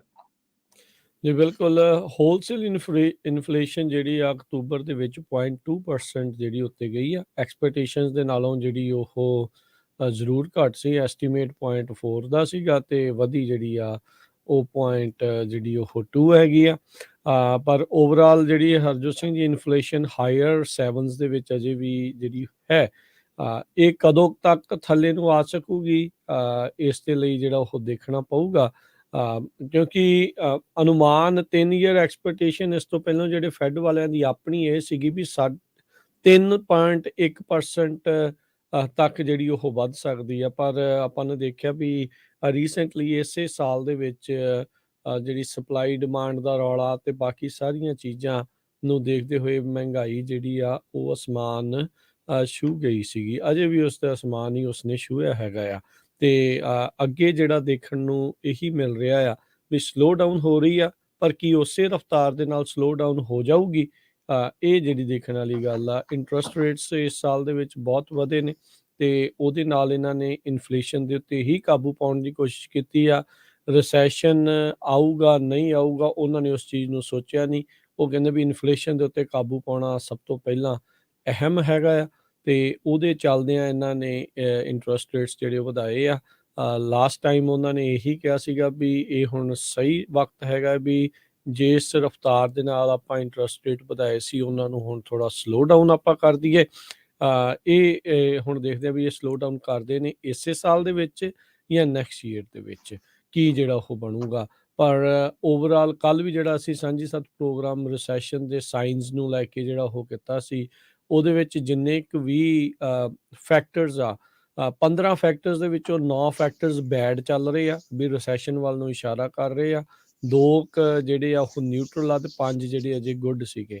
ਸੋ ਪਰ ਜਿਹੜੇ ਮੇਜਰ ਆਪਾਂ ਦੇਖਦੇ ਆ ਕੰਜ਼ਿਊਮਰ ਪ੍ਰਾਈਸ ਇੰਡੈਕਸ, ਕਿੰਨਾ ਲੋਕ ਬਾਏ ਕਰਦੇ ਪਏ ਆ ਸਮਾਨ, ਕਿੱਦਾਂ ਦੀਆਂ ਚੀਜ਼ਾਂ ਬਾਏ ਕਰ ਰਹੇ ਆ ਤੇ ਕਿੰਨਾ ਕੁ ਰੀਅਲ estate ਦਾ ਆ, ਹੋਮ ਬਿਲਡਰ ਜਿਹੜੇ ਇੰਡੈਕਸ ਆ, ਇਹ ਸਾਰੇ ਨੈਗੇਟਿਵ ਦੇ ਵਿੱਚ ਜਿਹੜੇ ਉਹ ਇਸ ਟਾਈਮ ਚੱਲ ਰਹੇ ਆ, ਜੋ ਕਿ ਗੁੱਡ ਇਸ਼ਾਰੇ ਨਹੀਂ ਹੁੰਦੇ। ਲੇ ਆਫਸ ਜਿਹੜੀਆਂ ਵਧਣੀਆਂ, ਅਨਇੰਪਲੋਇਮੈਂਟ ਜਿਹੜੀ ਵਧਣੀ ਆ, ਇਹ ਸਾਰੇ ਇਸ਼ਾਰੇ ਉਸ ਪਾਸੇ ਵੱਲ ਨੂੰ ਕਰ ਰਹੇ ਆ। ਨਾ ਆਵੇ ਰਿਸੈਸ਼ਨ, ਇਸ ਦੀ ਸਾਰੇ ਜਾਣੇ ਚਾਹੁੰਦੇ ਆ, ਇਹੀ ਅਰਦਾਸ ਕਰਦੇ ਆ। ਪਰ ਇਹ ਵੀ ਆਪਾਂ ਨੂੰ ਤਿਆਰ ਜਿਹੜਾ ਉਹ ਜ਼ਰੂਰ ਰਹਿਣਾ ਚਾਹੀਦਾ ਆ। ਬੇਫਜ਼ੂਲ ਜਿਹੜੇ ਖਰਚੇ ਆ, ਬੇਲੋੜੇ ਜਿਹੜੇ ਖਰਚੇ ਆ, ਉਹਨਾਂ ਦਾ ਪਰਹੇਜ਼ ਜਿਹੜਾ ਇਸ ਟਾਈਮ ਸਭ ਤੋਂ ਜ਼ਿਆਦਾ ਜਿਹੜਾ ਉਹ ਜ਼ਰੂਰੀ ਆ। ਇੱਕ ਚੀਜ਼ ਜਿਹੜੀ ਜ਼ਰੂਰ ਹੁੰਦੀ ਹੈ ਹਰਜੋਤ ਸਿੰਘ ਜੀ ਵੀ ਸਭ ਤੋਂ ਵੱਧ ਜਿਹੜੇ ਮਿਲੀਅਨੇਅਰਸ ਕਹਿੰਦੇ ਆ ਵੀ ਬਣਦੇ ਆ ਉਹ ਰਿਸੈਸ਼ਨ ਤੋਂ ਬਾਅਦ ਦੇ ਵਿੱਚ, ਰਿਸੈਸ਼ਨ ਦੇ ਦੌਰਾਨ, ਰਿਸੈਸ਼ਨ ਦੇ ਬਾਅਦ ਦੇ ਵਿੱਚ ਬਣਦੇ ਆ। ਹਾਂ, ਜਿਨ੍ਹਾਂ ਦੇ ਕੋਲ ਮਨੀ ਹੁੰਦੀ ਆ, ਸੇਵਡ ਮਨੀ ਹੁੰਦੀ ਆ, ਉਹ ਫਿਰ ਇਸ ਦੌਰਾਨ ਇਨਵੈਸਟਮੈਂਟਸ ਜਿਹੜੀਆਂ ਆ ਉਹ ਕਰਦੇ ਨੇ ਤੇ ਜਿਹੜਾ ਕਿ ਉਹਨਾਂ ਦੇ ਲਈ ਗੁੱਡ ਜਿਹੜਾ ਲੱਗਦੀ ਆ। ਪਰ ਹਰ ਇੱਕ ਦੇ ਵੱਸ ਦਾ ਨਹੀਂ ਇਹ ਕੰਮ। ਇਹ ਨਹੀਂ ਕੋਈ ਹੈਗੀ ਵੀ ਹਾਂ ਵੀ ਚੱਲ ਮੈਂ ਵੀ ਉਹ ਚੀਜ਼ ਕਰ ਲਾਂ ਵੀ ਜੇ ਮਸਾਂ ਹੀ ਤੋਰੀ ਫੁਲਕਾ ਚੱਲਦਾ ਆ ਤੇ ਉਹਦੇ ਵਿੱਚੋਂ ਫਿਰ ਉਹ ਕੱਢ ਕੇ ਤੇ ਇਨਵੈਸਟ ਨਹੀਂ ਹੋਣਾ। ਉਹ ਕੰਮ ਹੀ ਜਿਹੜਾ ਉਹਦੇ ਵਿੱਚੋਂ ਚੱਲਦਾ ਹੁੰਦਾ ਆ ਤੇ ਹਰ ਇੱਕ ਜਾਣੇ ਬਣਨਾ ਉੱਥੇ ਜਾਣਾ ਚਾਹੁੰਦਾ ਆ, ਪਰ ਉਸ ਤੋਂ ਪਹਿਲਾਂ ਕਈ ਕੁਛ ਜਿਹੜਾ ਆ ਹੋਰ ਵੀ ਚੀਜ਼ਾਂ ਜਿਹੜੀਆਂ ਤੁਹਾਨੂੰ ਕਰਨੀਆਂ ਪੈਂਦੀਆਂ ਨੇ। ਸੋ ਗੁੱਡ ਡੀਲਸ ਨੂੰ ਕਦੀ ਵੀ ਨੋ ਨਹੀਂ ਕਰਨੀ ਹੁੰਦੀ ਤੇ ਪਰ ਨਾਲ ਦੇ ਨਾਲ ਅਫੋਰਡੇਬਿਲਟੀ ਤੇ ਉਹ ਸਾਰੀਆਂ ਚੀਜ਼ਾਂ ਵੀ ਜਿਹੜੀਆਂ ਉਹ ਤੁਸੀਂ ਦੇਖਣੀਆਂ ਹੁੰਦੀਆਂ। ਅਗਲੀ ਖਬਰ ਵੱਲ ਚੱਲੀਏ। ਯੂਕਰੇਨ ਦੇ ਵਿੱਚ ਰਸ਼ੀਅਨ ਫੋਰਸਿਸ ਨੇ ਜੋ ਖਰਸਨ ਸ਼ਹਿਰ ਆ ਉੱਥੋਂ ਆਪਣੇ ਆਪ ਨੂੰ ਪੁੱਲ ਕਰ ਰਿਹਾ ਸੀ ਤੇ ਉਹ ਤੋਂ ਬਾਅਦ ਜੋ ਯੂਕਰੇਨ ਦੇ ਪ੍ਰੈਜ਼ੀਡੈਂਟ ਆ ਜ਼ੈਲੈਂਸਕੀ, ਉਹਨਾਂ ਨੇ ਆਪਣੀ ਕਾਫੀ ਜਿੱਤ ਦੀ ਖੁਸ਼ੀ ਵੀ ਮਨਾਈ ਸੀ। ਪਰ ਅੱਜ ਖਬਰ ਆ ਰਹੀ ਹੈ ਕੁਝ ਸਮਾਂ ਹੀ ਪਹਿਲਾਂ ਯੂਕਰੇਨ ਦੇ ਵਿੱਚ ਵੱਖ-ਵੱਖ ਸ਼ਹਿਰਾਂ ਜਿਸ ਤਰ੍ਹਾਂ ਕੀਵ ਆ, ਲਵੀਵ ਆ, ਚੈਰਨਹੀਵ ਆ, ਇਹਨਾਂ ਸ਼ਹਿਰਾਂ ਦੇ ਵਿੱਚ ਮਿਜ਼ਾਈਲਾਂ ਦੇ ਨਾਲ ਰਸ਼ੀਆ ਵਾਲਿਆਂ ਨੇ ਅਟੈਕ ਕਰਨਾ ਸ਼ੁਰੂ ਕਰ ਦਿੱਤਾ ਹੈਗਾ ਆ। ਅੱਜ ਕੱਲ ਦੇ ਦਿਨਾਂ ਦੇ ਦੌਰਾਨ G20 ਮੀਟਿੰਗ ਵਾਲੀ ਇੰਡੋਨੇਸ਼ੀਆ ਦੇ ਵਿੱਚ ਚੱਲ ਰਹੀ ਹੈ, ਜਿੱਥੇ 20 ਮੁਲਕਾਂ ਦੇ 20 ਮੁਲਕਾਂ ਦੇ ਜੋ ਲੀਡਰ ਆ ਉਹ ਪਹੁੰਚੇ ਹੋਏ ਹੈਗੇ ਆ ਕਲਾਈਮੇਟ ਨੂੰ ਲੈ ਕੇ। ਤੇ ਕੀਵ ਦੇ ਮੇਅਰ ਬਿਟਾਲੀਆ ਕਲਿਰਸ਼ਕੋ, ਉਹਨਾਂ ਨੇ ਕਿਹਾ ਵੀ ਉਹਨਾਂ ਦੇ ਸ਼ਹਿਰ ਦੇ ਵਿੱਚ ਕਾਫੀ ਰਸ਼ੀਅਨ ਮਿਜ਼ਾਈਲ ਨੇ ਹਿੱਟ ਡਾਊਨ ਕੀਤਾ ਹੈਗਾ ਆ ਤੇ ਅੱਧੇ ਤੋਂ ਵੱਧ ਲੋਕ ਇਸ ਟਾਈਮ ਜੋ ਕੀਵ ਸ਼ਹਿਰ ਆ ਯੂਕਰੇਨ ਦਾ, ਲੋਕ ਬਿਜਲੀ ਤੋਂ ਬਿਨਾਂ ਹੈਗੇ ਆ। ਕਹਿੰਦੇ ਵੀ ਸਿਚੁਏਸ਼ਨ ਬਹੁਤ ਕ੍ਰਿਟੀਕਲ ਹੈਗੀ ਆ। ਯੂਕਰੇਨ ਦੇ ਪ੍ਰੈਜ਼ੀਡੈਂਟ ਵਲਾਡੀਮੀਰ ਜ਼ੈਲੈਂਸਕੀ ਦੇ ਆਫਿਸ ਨੇ ਰਸ਼ੀਆ ਨੂੰ ਇੱਕ ਵਾਰੀ ਫਿਰ ਉਹਨਾਂ ਦੇ ਉੱਤੇ ਅਟੈਕ ਕੀਤਾ ਹੈ। ਕਹਿੰਦੇ ਵੀ ਇਹ એનર્ਜੀ ਦੀਆਂ ਜੋ ਇਨਫਰਾਸਟ੍ਰਕਚਰ ਫੈਸਿਲਿਟੀਜ਼ ਆ ਉਹਨਾਂ ਦੇ ਉੱਤੇ ਅਟੈਕ ਕਰ ਰਿਹਾ। ਕਹਿੰਦੇ ਵੀ ਜਦੋਂ ਵੀ ਰਸ਼ੀਆ ਵਾਲਿਆਂ ਦੀ ਹਾਰ ਹੁੰਦੀ ਆ ਤੇ ਉੱਥੋਂ ਛੱਡ ਕੇ ਜਾਂਦੇ ਆ ਤੇ ਉਸ ਤੋਂ ਕੁਛ ਸਮੇਂ ਬਾਅਦ ਹੀ ਫਿਰ ਉਹ ਮਿਜ਼ਾਈਲਸ ਦੇ ਨਾਲ ਵੱਖ-ਵੱਖ ਸ਼ਹਿਰਾਂ ਦੇ ਉੱਤੇ ਅਟੈਕ ਕਰਨਾ ਸ਼ੁਰੂ ਕਰ ਕਰ ਦਿੰਦੇ ਹੈਗੇ ਆ। ਜ਼ੈਲੈਂਸਕੀ ਜੋ ਪ੍ਰੈਜ਼ੀਡੈਂਟ ਯੂਕਰੇਨ ਦੇ ਆ ਉਹ ਵੀ ਜੋ G19 ਲੀਡਰਸ ਦੀ ਮੀਟਿੰਗ ਆ ਉਹਦੇ ਵਿੱਚ ਬੋਲੇ ਹੈਗੇ। ਉਹਨਾਂ ਨੇ ਇਹ ਕਿਹਾ ਵੀ ਤੁਹਾਨੂੰ ਸਾਰਿਆਂ ਨੂੰ ਹੁਣ ਇਕੱਠੇ ਹੋਣਾ ਚਾਹੀਦਾ, ਸਾਡਾ ਸਾਥ ਦੇਣਾ ਚਾਹੀਦਾ ਤੇ ਰਸ਼ੀਆ ਨੂੰ ਸਨੱਬ ਕਰਨਾ ਚਾਹੀਦਾ ਹੈਗਾ ਵੀ ਰਸ਼ੀਆ ਵਾਲੇ ਜੋ ਆ ਹਿਊਮਨ ਰਾਈਟਸ ਦੀ ਵਾਇਲੇਸ਼ਨ ਤੇ ਧੱਕਾ ਸ਼ਰੇਆਮ ਜੋ ਆ ਉਹ ਕਰ ਰਹੇ ਹੈਗੇ ਆ। ਪਿਛਲੇ ਹਫਤੇ ਮਾਸਕੋ ਨੇ ਸਦਰਨ ਸਿਟੀ ਆਫ ਖਰਸਨ ਤੋਂ ਜੋ ਆਪਣੀ ਟਰੂਪਸ ਆ ਉਹ ਪੁੱਲ ਕਰ ਰਹੇ ਸੀ ਤੇ ਉਹਨਾਂ ਟਰੂਪਸ ਤੋਂ ਵਿਦਡਰਾਲ ਤੋਂ ਬਾਅਦ ਇਹ ਹੁਣ ਫੇਰ ਪਹਿਲੀ ਵਾਰੀ ਉਹਨਾਂ ਨੇ ਰਸ਼ੀਆ ਵਾਲਿਆਂ ਨੇ ਵੱਖ-ਵੱਖ ਸ਼ਹਿਰਾਂ ਦੇ ਵਿੱਚ ਯੂਕਰੇਨ ਦੇ ਜੋ ਵੱਖ-ਵੱਖ ਸ਼ਹਿਰ ਆ ਉੱਥੇ ਅਟੈਕ ਕੀਤਾ ਹੈਗਾ। ਜੀ। ਕੁਛ ਕੁ ਦਿਨਾਂ ਬਾਅਦ ਲੱਗਦਾ ਜਿੱਦਾਂ ਸਟਾਕ ਪਾਈਲ ਜਦੋਂ ਇਹਨਾਂ ਦਾ ਪੂਰਾ ਹੋ ਜਾਂਦਾ ਤੇ ਫਿਰ ਰੂਸ ਵਾਲੇ ਜਿਹੜੇ ਉਹ ਤਾਬੜਤੋੜ ਹਮਲੇ ਆ ਯੂਕਰੇਨ ਉੱਤੇ ਦੁਬਾਰਾ ਸ਼ੁਰੂ ਕਰ ਦਿੰਦੇ ਆ। ਸੋ ਮਿਜ਼ਾਈਲੀ ਹਮਲੇ ਤੇ ਡਰੋਨਸ ਦੇ ਨਾਲ ਹਮਲਿਆਂ ਦਾ ਜਿਹੜਾ ਦੌਰ ਆ ਰੂਸ ਨੇ ਇੱਕ ਵਾਰੀ ਫੇਰ ਤੇਜ਼ ਕੀਤਾ ਆ। ਇੱਕ ਬ੍ਰੇਕ ਲਵਾਂਗੇ, ਬ੍ਰੇਕ ਤੋਂ ਬਾਅਦ ਮੁੜ ਕੇ ਫਿਰ ਵਾਪਸ ਹਾਜ਼ਰ ਜਿਹੜੇ ਹੁੰਦੇ ਆ। ਬੇਕਰਸਫੀਲਡ ਦੀ ਇੱਕ ਟਰੱਕਿੰਗ ਕੰਪਨੀ ਦੇ ਦੁਆਰਾ ਜਿਹੜਾ ਆ ਉਹ ਜਿਹੜਾ ਹਰਜੋਤ ਸਿੰਘ ਜੀ ਬੈਂਕਰਪਸੀ ਫਾਈਲ ਕੀਤੀ ਗਈ ਆ। ਉਸ ਨੂੰ ਲੈ ਕੇ ਕੁਛ ਟਰੱਕਰਸ ਜਿਹੜੇ ਆ ਉਹਨਾਂ ਨੇ ਆਪਣੇ ਵਿਚਾਰ ਉੱਥੋਂ ਦੇ ਲੋਕਲ ਮੀਡੀਆ ਦੇ ਨਾਲ ਜਿਹੜੇ ਉਹ ਸਾਂਝੇ ਕੀਤੇ ਸੀ। ਉਹ ਆਪਾਂ ਤੁਹਾਡੇ ਨਾਲ ਜਿਹੜੀ ਉਹ ਸਾਂਝ ਜਿਹੜੀ ਉਹ ਪਾਵਾਂਗੇ। ਇਲੈਕਟ੍ਰਿਕ ਵਹੀਕਲਸ ਦੇ ਲਈ ਬੈਟਰੀ ਮੇਕਰਸ ਕਿੱਧਰ ਵੱਲ ਨੂੰ ਜਿਹੜਾ ਹੁਣ ਰੁੱਖ ਕਰੀ ਬੈਠੇ ਆ, ਚਾਈਨਾ ਉਸ ਦੇ ਉੱਤੇ ਉਹਦਾ ਕੀ ਜਿਹੜਾ ਮਾਹੌਲ ਰਹਿਣ ਵਾਲਾ ਆ, ਇਹ ਆਪਾਂ ਤੁਹਾਡੇ ਨਾਲ ਜਿਹੜੀਆਂ ਚੀਜ਼ਾਂ ਆ ਉਹ ਇੱਕ ਬਹੁਤ ਹੀ ਹੋਰ ਇੰਪੋਰਟੈਂਟ ਖਬਰ ਹੈ। ਯੂਐਸ ਗਵਰਨਮੈਂਟ ਨੇ 에ਅਰ ਇੰਡੀਆ ਨੂੰ ਫਾਈਨ ਕੀਤਾ ਆ $1.4 ਮਿਲੀਅਨ ਦਾ ਤੇ ਲੋਕਾਂ ਨੂੰ 에ਅਰ ਇੰਡੀਆ ਨੂੰ ਵਾਪਸ $121.5 ਮਿਲੀਅਨ ਦੇਣੇ ਪੈਣਗੇ। ਜੇ ਪਿਛਲੇ 2 ਸਾਲਾਂ ਦੇ ਵਿੱਚ ਤੁਸੀਂ 에ਅਰ ਇੰਡੀਆ ਟਰੈਵਲ ਕੀਤਾ ਤਾਂ ਖਬਰ ਬੜੇ ਧਿਆਨ ਨਾਲ ਸੁਣਿਓ ਜੀ। ਮਿਲਦੇ ਹਾਂ ਇੱਕ ਬ੍ਰੇਕ ਤੋਂ ਬਾਅਦ 'ਚ।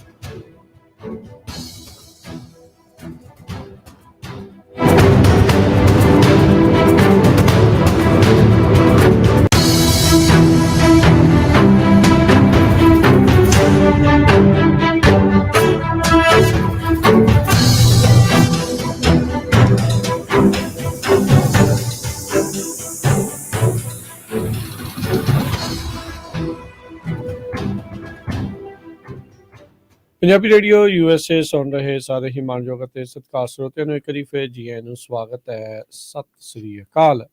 ਹਰਜੋਤ ਸਿੰਘ ਜੀ ਆਇਆਂ ਨੂੰ ਸਵਾਗਤ ਹੈ ਜੀ। ਸਤਿ ਸ੍ਰੀ ਅਕਾਲ ਜੀ। ਸਤਿ ਸ਼੍ਰੀ ਅਕਾਲ, ਧੰਨਵਾਦ ਜੀ ਆਇਆਂ ਨੂੰ। ਅਗਲੀਆਂ ਜਿਹੜੀਆਂ ਹਰਜੋਤ ਸਿੰਘ ਜੀ ਬ੍ਰੇਕ ਤੋਂ ਬਾਅਦ ਖਬਰਾਂ ਵੱਲ ਨੂੰ ਜੇ ਨਜ਼ਰ ਮਾਰਦੇ ਜਾਈਏ ਤਾਂ ਜਿਹੜੇ 에ਅਰ ਇੰਡੀਆ ਦੇ ਵਿੱਚ ਜਿਨ੍ਹਾਂ ਨੇ ਰੀਸੈਂਟਲੀ ਟਰੈਵਲ ਕੀਤਾ ਆ ਉਹਨਾਂ ਦੇ ਲਈ ਇਹ ਖਬਰ ਬੜੀ ਅਹਿਮ ਆ। ਅਮਰੀਕਾ ਨੇ ਵੱਖ-ਵੱਖ ਜਿਹੜੀਆਂ ਜਹਾਜ਼ ਸੀਗੇ, 에ਅਰਲਾਈਨ ਸੀ, ਉਹਨਾਂ ਨੂੰ $622 ਮਿਲੀਅਨ ਦੇ ਜੁਰਮਾਨੇ ਜਿਹੜੇ ਉਹ ਪਾਏ ਆ ਤੇ ਉਹਨਾਂ ਵਿੱਚ 에ਅਰ ਇੰਡੀਆ ਵੀ ਸ਼ਾਮਿਲ ਆ। ਪੈਸੇਂਜਰ ਰੀਫੰਡਸ ਉਹਨਾਂ ਨੂੰ ਕਰਨ ਦੇ ਲਈ ਆਖਿਆ ਗਿਆ ਆ।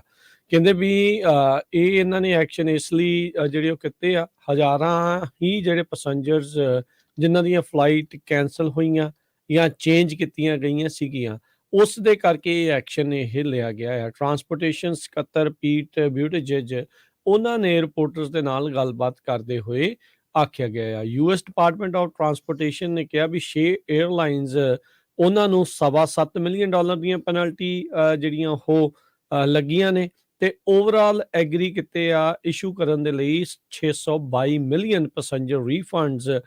ਕਹਿੰਦੇ ਵੀ ਜਿਹੜੀ US ਟਰਾਂਸਪੋਰਟੇਸ਼ਨ ਡਿਪਾਰਟਮੈਂਟ ਆ ਉਹਨਾਂ ਨੇ ਕੰਜ਼ਿਊਮਰ ਪ੍ਰੋਟੈਕਸ਼ਨਸ ਦੇ ਲਈ ਇਹ ਜਿਹੜਾ ਸਾਰਾ ਕੁਝ ਫਾਈਟ ਕੀਤਾ ਆ। ਇਸੇ ਦੇ ਵਿੱਚ ਹੀ ਜਿਹੜਾ ਟਾਟਾ ਗਰੁੱਪ ਦੇ ਦੁਆਰਾ ਓਨ ਕੀਤੀ ਜਾਂਦੀ 에ਅਰ ਇੰਡੀਆ ਕੰਪਨੀ ਆ, ਉਹਨਾਂ ਨੂੰ ਜਿਹੜਾ ਉਹ ਆਖਿਆ ਗਿਆ ਆ 121.5 ਮਿਲੀਅਨ ਜਿਹੜੇ ਆ ਉਹ ਰਿਕੁਆਇਰਡ ਰੀਫੰਡਸ ਜਿਹੜੇ ਉਹਨਾਂ ਨੂੰ ਦੇਣੇ ਪੈਣਗੇ ਪੈਸੇਂਜਰਸ ਨੂੰ ਜਿਨ੍ਹਾਂ ਦੀਆਂ ਫਲਾਈਟਾਂ ਆਈਦਰ ਕੈਂਸਲ ਹੋਈਆਂ ਜਾਂ ਵੱਡੇ ਜਿਹੜੇ ਫੇਰ ਬਦਲ ਉਸ ਦੇ ਵਿੱਚ ਜਿਹੜੇ ਉਹ ਕੀਤੇ ਗਏ ਤੇ ਨਾਲ ਹੀ $1.4 ਮਿਲੀਅਨ ਦਾ ਉਹਨਾਂ ਨੂੰ ਜੁਰਮਾਨਾ ਵੀ ਜਿਹੜਾ ਆ ਇਸ ਡਿਪਾਰਟਮੈਂਟ ਨੂੰ ਜਿਹੜਾ ਉਹ ਦੇਣਾ ਪਵੇਗਾ। ਸੋ ਬਿਲਕੁਲ ਇਸ ਤੋਂ ਬਿਨਾਂ ਫਰੰਟੀਅਰ 에ਅਰਲਾਈਨ ਨੂੰ ਵੀ $222 ਮਿਲੀਅਨ ਆਪਣੇ ਕਸਟਮਰਸ ਨੂੰ ਵਾਪਸ ਕਰਨਾ ਪਵੇਗਾ ਤੇ $2.2 ਮਿਲੀਅਨ ਦਾ ਉਹਨਾਂ ਨੂੰ ਫਾਈਨ ਕੀਤਾ ਗਿਆ ਡਿਪਾਰਟਮੈਂਟ ਆਫ ਟਰਾਂਸਪੋਰਟੇਸ਼ਨ USA ਦੀ ਵੱਲੋਂ।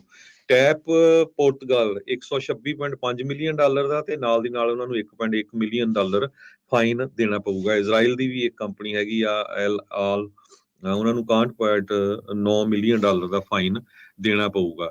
ਡਿਪਾਰਟਮੈਂਟ ਆਫ ਟਰਾਂਸਪੋਰਟੇਸ਼ਨ ਦੇ ਸੈਕਟਰੀ ਪੀਟ ਬਟੀਜੇਸ ਨੇ ਇਹ ਕਿਹਾ ਜਦੋਂ ਅਮਰੀਕਨ ਟਿਕਟ ਖਰੀਦਦੇ ਆ 에ਅਰਲਾਈਨ ਤੋਂ ਉਹ ਇਹ ਸੋਚਦੇ ਆ ਵੀ ਉਹ ਆਪਣੀ ਡੈਸਟੀਨੇਸ਼ਨ ਦੇ ਉੱਤੇ ਬੜੇ ਸੇਫਲੀ ਤੇ ਰਿਲਾਇਬਲੀ ਤੇ ਅਫੋਰਡੇਬਲੀ ਪਹੁੰਚ ਜਾਊਗੇ ਤੇ department of transportation the job ਆ ਵੀ ਉਹ 에ਅਰਲਾਈਨਸ ਨੂੰ ਅਕਾਊਂਟੇਬਲ ਬਣਾਉਣ ਤੇ ਉਹ ਉਹਨਾਂ ਦੀ ਐਕਸਪੈਕਟੇਸ਼ਨ ਦੇ ਉੱਤੇ ਉਤਰਨ।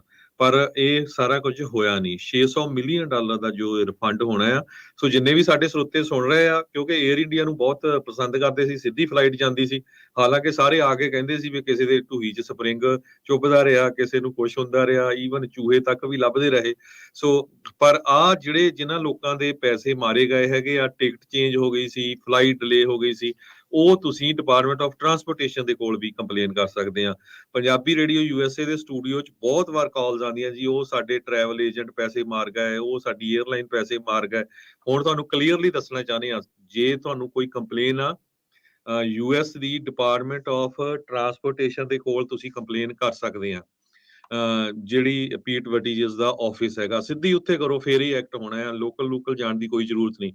US ਲਾਅ ਦੇ ਮੁਤਾਬਕ ਕੋਈ ਵੀ 에ਅਰਲਾਈਨ ਜਾਂ ਟਿਕਟ ਏਜੰਟ ਤੁਹਾਨੂੰ ਟਿਕਟ ਵੇਚਦਾ ਹੈ ਤੇ ਉਹਦੀ ਲੀਗਲ ਓਬਲੀਗੇਸ਼ਨ ਆ ਪਈ ਉਹ ਕਸਟਮਰ ਨੂੰ ਪੈਸੇ ਰਿਫੰਡ ਕਰੇ ਜੇ 에ਅਰਲਾਈਨ ਨੇ ਟਿਕਟ ਕੈਂਸਲ ਕਰਤੀ ਆ ਜਾਂ ਉਹਦੇ ਵਿੱਚ ਬਹੁਤ ਵੱਡੀ ਚੇਂਜ ਆਈ ਆ ਫਲਾਈਟ ਦੇ ਵਿੱਚ to and from within the US। ਤੇ ਪੈਸੇਂਜਰ ਜੇ ਮੈਂ ਚਾਹੁੰਦਾ ਵੀ ਮੈਂ ਨਹੀਂ ਇਹ ਆਲਟਰਨੇਟਿਵ, ਜੇ ਜਿਹੜੀ ਤੁਹਾਨੂੰ ਮੰਨ ਲਓ ਵੀ ਤੁਹਾਡੀ ਫਲਾਈਟ ਕੈਂਸਲ ਹੋ ਗਈ, ਡਿਲੇ ਹੋ ਗਈ ਤੇ ਜੋ ਪੈਸੇਂਜਰ ਹੈਗਾ ਆ ਉਹ ਚਾਹੁੰਦਾ ਵੀ ਨਹੀਂ ਮੈਂ ਇਹ ਨਹੀਂ ਲੈਣੀ ਤੇ ਤੁਹਾਨੂੰ ਉਹ ਜੋ ਟਰੈਵਲ ਏਜੰਟ ਜਾਂ 에ਅਰਲਾਈਨ ਟਿਕਟ ਵਾਪਸ ਨਹੀਂ ਕਰਦੀ ਤੇ ਉਹ ਉਹਨਾਂ ਦੀ ਲੀਗਲ ਓਬਲੀਗੇਸ਼ਨ ਆ, ਉਹਨਾਂ ਨੂੰ ਵਾਪਸ ਕਰਨੀ ਪੈਣੀ ਹੈਗੀ ਆ। ਇਹ ਅਨਲਾਫੁਲ ਆ 에ਅਰਲਾਈਨ ਦੇ ਲਈ ਜੇ ਉਹ ਰਿਫੰਡ ਨੂੰ ਰਿਫਿਊਜ਼ ਕਰਦੇ ਆ, ਤੁਹਾਨੂੰ ਪੈਸੇ ਰਿਫੰਡ ਨਹੀਂ ਕਰਦੇ ਹੈਗੇ ਤੇ ਤੁਹਾਨੂੰ ਕਈ ਵਾਰੀ ਵੋਚਰਸ ਜਾਂ ਹੋਰ ਇਦਾਂ ਦਾ ਦੇ ਦਿੰਦੇ ਆ। ਉਹ ਕਹਿੰਦੇ ਭਈ ਅਨਲਾਫੁਲ ਆ। ਆਪਾਂ ਦੇਖਦੇ ਆ ਕਈ ਵਾਰੀ ਫਲਾਈਟ ਲੇਟ ਹੋ ਜਾਂਦੀ ਆ ਜੀ, ਸਾਨੂੰ ਤਾਂ ਵੋਚਰ ਦੇ ਦਿੱਤਾ। ਸੋ ਇਹ ਬੜੇ ਧਿਆਨ ਰੱਖਣ ਯੋਗ ਗੱਲ ਆ, ਇਹ ਬੜੀ ਅਹਿਮ ਖਬਰ ਆ। ਸੋ ਜਿੰਨੇ ਵੀ ਸਰੋਤੇ ਸੁਣ ਰਹੇ ਹੈਗੇ ਆ, ਤੁਹਾਡੇ ਨਾਲ ਧੱਕਾ ਹੋਇਆ, ਤੁਸੀਂ ਸਿੱਧੇ ਡਿਪਾਰਟਮੈਂਟ ਆਫ ਟਰਾਂਸਪੋਰਟੇਸ਼ਨ 'ਚ ਕੰਪਲੇਨ ਕਰ ਸਕਦੇ ਆ।